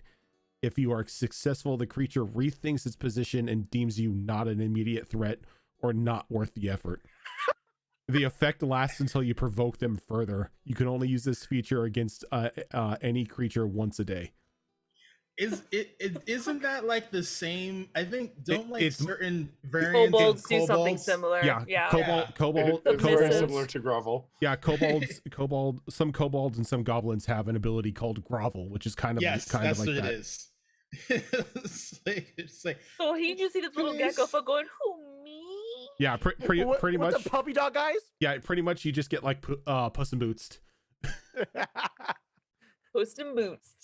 I don't trust that one. You kind of like, really, that one? If anything, his only crime is being adorable. She rolled a 1, so she doesn't even consider him any sort of a threat. And now get away with murder. Who could say no to this face? If I Never may, judge a book by its cover. if I may, there was a waiter on board who disconnected the cars, leaving all of us, including Lord Alistair, to the mercy of the beasts and the elements. Yes, we've interviewed him. Unfortunately, there's nothing we can do, as that is protocol. If the train is ever attacked, is to detach the cars that are being accosted and report it to the next town you come across. Even Protocol. if innocents are on board. Yes, there was plenty of us there that could have escaped He- with him. He said that all of you look like you can handle yourselves, and you had a witch hunter on board. How kind of him. I'm not sure where he got that assumption. You all were carrying weapons, and here, if you're carrying a weapon, it means you can most definitely handle yourself. Small dagger. Point. Well, his assumption was incorrect. Well, if that's the case, I'm going to have to ask you to hand those weapons over. They're for defense, but I'm not running around chasing down beasts. Not I looking see. for a fight. My apologies. I took it as you meant those are just merely decoration, and that is not allowed in this town. I have to protect myself should something like a train derailment happen, you know. Anyone ever wear weapons for decoration? Doesn't sound safe. We Unless tend they want to get killed. to get some of the morning glory folk down here wanting to sightsee, and they start walking around with weapons thinking it's the in thing to do. Sounds problematic. They are quickly corrected.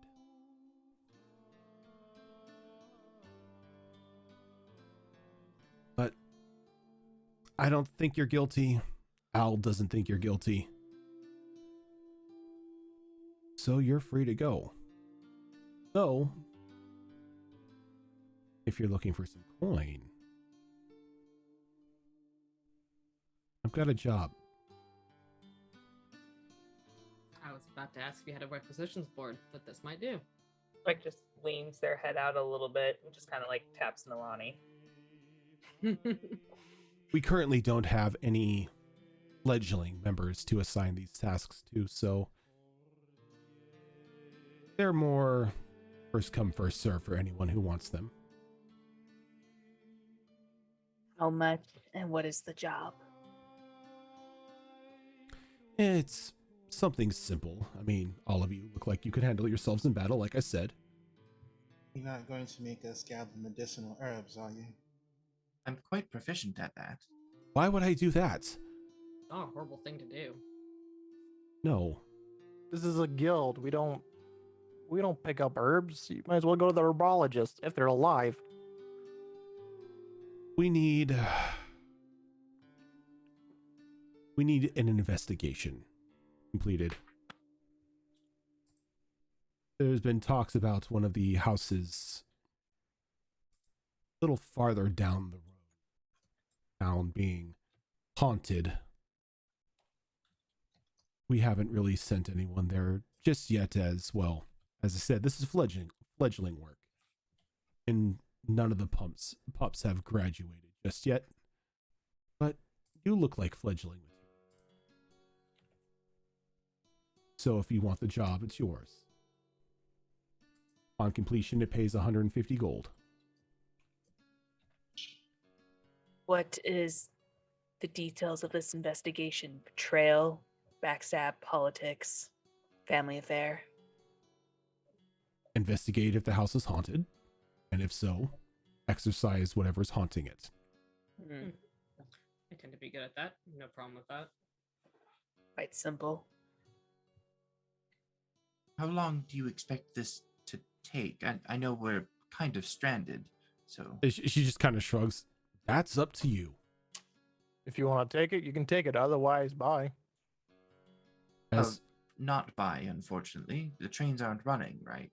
So we're kind of stuck here. Trains aren't gonna be running until we finish our investigation as to what exactly happened on the train and we identify the guilty party. So you may be stuck here for a while.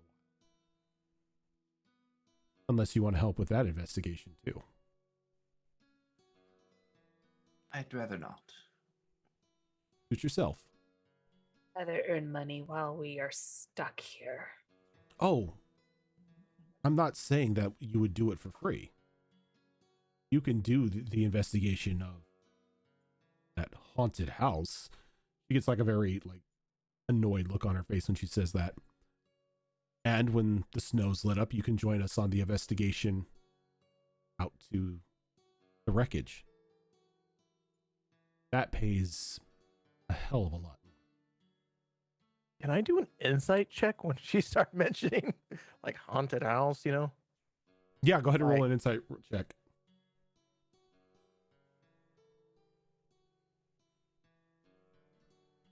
Okay. 18. She's annoyed. Okay. It's nothing more than she's just annoyed at the fact that there's a haunted house in town. Gotcha. Okay.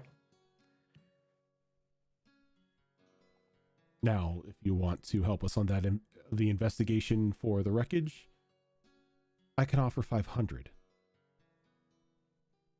1,000 if the guilty party is brought to justice. What's the likelihood of church officials being present in that investigation? Kind of just points over to Alistair. That's what we got. Lucky So, us. Nobody from the church directly, then? What does that mean? Well, he is a witch hunter. He's directly from the church. But if you're talking about the stuck-up aristocrats that kind of like to walk around like they're all better than everyone, no, Al's not like that. He's actually one of the decent ones. That's who I've heard.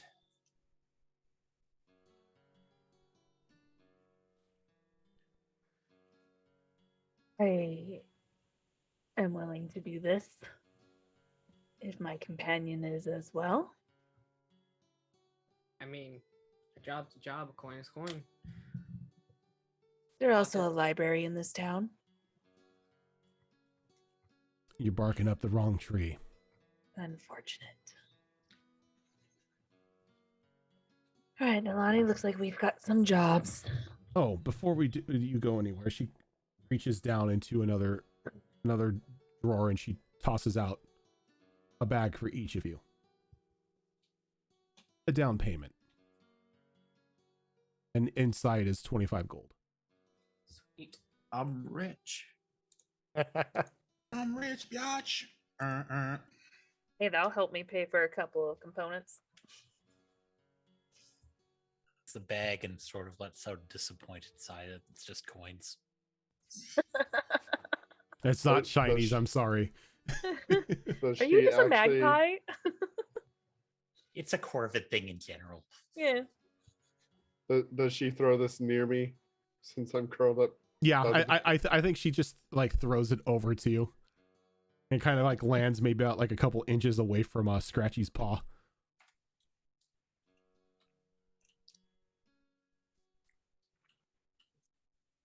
You ready to get You going? just see a paw. Once these fine people leave, I gotta speak with you. Oh, is this about Whitegrave? Yeah. What do you think? Maybe he's involved? As of right now, well, I don't really think so, but you never know, especially in this world. Especially with him. Yep.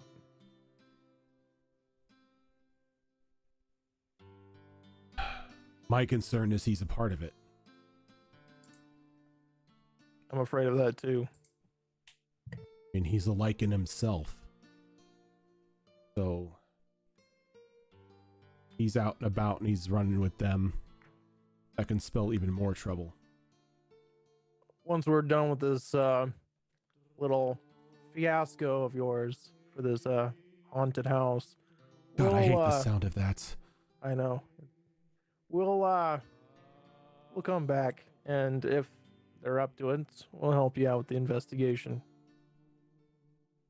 Well, thank you, Al. I know I can count on you. Hopefully I can count on the rest of you as well. And that's up to them.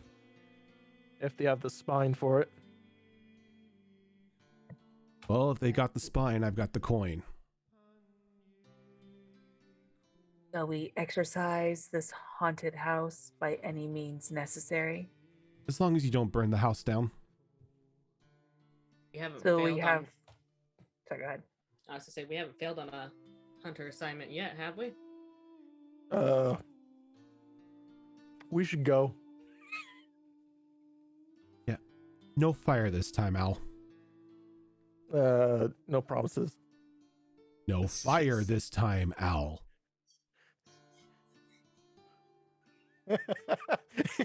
He's just gonna walk. He's gonna. Oh, what's that? Can't hear you. Didn't say no lightning, which then starts fires. Please do not start a house fire. It's say by any means necessary. We have approval. As long as you don't burn the house down. All right then. He comes back in and he's like, "Oh, by the way, whose house is it?" One of the abandoned ones. Family died over the past couple months. So, you know, new tenant tried to move in and well, it's haunted. All right. Catch you later. Bye, Al. And he just. Yeah.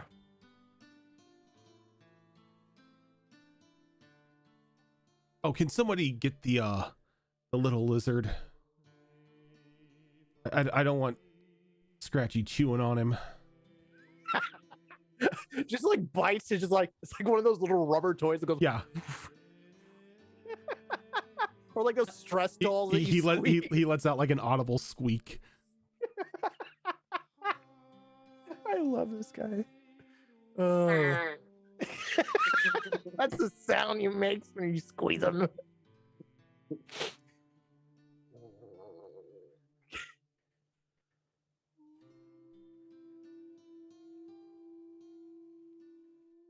Yeah, he's very comfy right now, so he'll resist a little, but he really can't resist that well. Okay.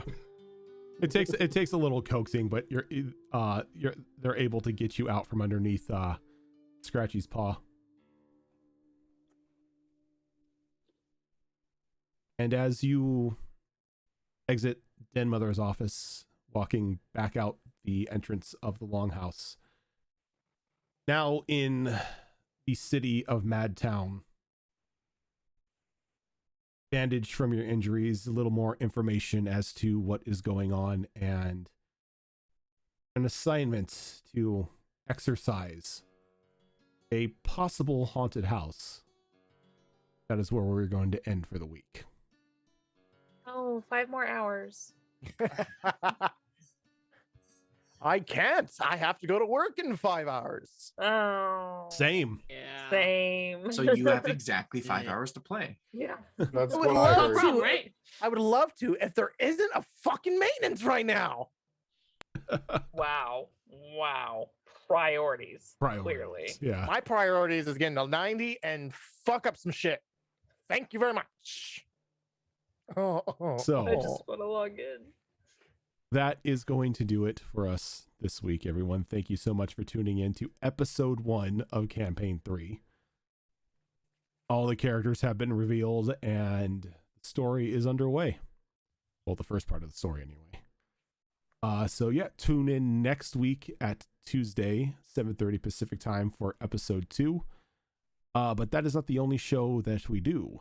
On Mondays, we have Mass Effect Horizons, which is run by Zorro, who has trapped me in a maze because I have been AFK. Yeah. I'm you'll telling you, have to well. absolutely I'm your own telling you, fault. everybody's gonna just see Brock is barreling through the wall like Juggernaut and X-Men. Just because he's like Fuck Kool-Aid walls. man. fuck walls, I'm cheating. I'm the juggernaut, bitch. Yeah, pretty much. Just head down, just headbutting every wall he's going through. Hey, it works. And then Yep. we'll regale him with the tale of the fight that he just missed. The Yeah. thing is like I was talking to Zora about that. I'm like, he's probably just going to be very proud of all of you. Good Hey. guy, Dad. But Yeah. and then you've got us here on Tuesday nights for Destiny Forge season 3. I believe, do we have another Chimera Collective show coming Friday. up on Friday? Yeah, this Friday is the conclusion because just like Sonata, we thought it was going to be done, and then we're like, oh no, we got one more. We miscalculated. Oh, no. One more to go. We're show- the- obsessively bad at math. Yeah, I was gonna okay? say the shows were like everything was calculated, but goddamn if we're bad at math. Yep. In a game where we use a Surprisingly. lot of it. You're talking like none of us don't have calculators up, just putting minus whatever. That and fingers. I do a lot of this. A lot of fingers, yeah. And then on this Many. upcoming Saturday, we have Sure, I another do that. episode of Wayward Wanderers, which is a Pathfinder 2 Extinction Curse campaign run by Azerin. And then on the following Saturday, we will have another episode of Withered Wastes. Starting this weekend at 7:30 Pacific time on Saturday is episode 1 of our holiday special of a sleigh ride through Raccoon Village. Yeah. The kobolds are back. Yeah. Slay is spelled SLAY. Well, of course it is. Yeah. I can't wait for you guys to see what I have cooked up for you this time around. It's going to Are you be. ready to I'm herd sorry, the kobolds? Did you It's like say herding cook? cats. It's worse. Did I say cook? Yes, I said cook. But yeah, Kobold so stew confirmed. yeah, but the kobolds are back in a another holiday themed month-long one shot. By month-long, I mean once a week. And yeah, I think that is it. Not missing anything, am I? You are correct, sir. Other than December, every single show for this month and dipping just a bit into January. That is true. So we'll be giving away another set of dice from Kraken on Friday during the final episode of Chimera Collective. Also, don't forget to follow the brand new Ravon Trading Company over on its Twitter and Instagram, as HB Fox is now, not only is he a dice goblin, but now he is a dice goblin supplier. Dice Goblin Manufacturing. True. Hello. But You know, HB Fox, I have one thing to say to you. What's that, sir? The number one rule of dealing is don't get caught up in your own product. that's I impossible haven't with yet. dice. That's I impossible with haven't dice. yet. See, I One would. set. I would. Every set that I keep for myself is money out of my pocket. So Every set he makes, he keeps one for himself. the nice thing is, though, the ones that have too many flaws to sell, I do get to keep. There you go. And the Yeah, flaw but- and the flaw ones are always always the best. Yeah. I am gonna buy that Cassia set. Which one is that? It's like the dark purple one, ish. Oh yeah, that's a good one. That one comes in 2 different grades. Oh. So that is going to do it for us tonight, everyone. Thank you so much for tuning into episode 1 of our brand new campaign season. And we will catch you on Friday for the final episode of Chimera Collective. Till then, have a good one. It's the wrong freaking screen. Are you kidding me? That's a you problem. I am the Why aren't they over? You have to just get rid of all I that. am the Hey, you know, best streamer folders, ever. folders. I have folders. I just didn't set these Fol- up. No. In There we go. OBS folders. Okay, there we go. All right. Good night, everyone.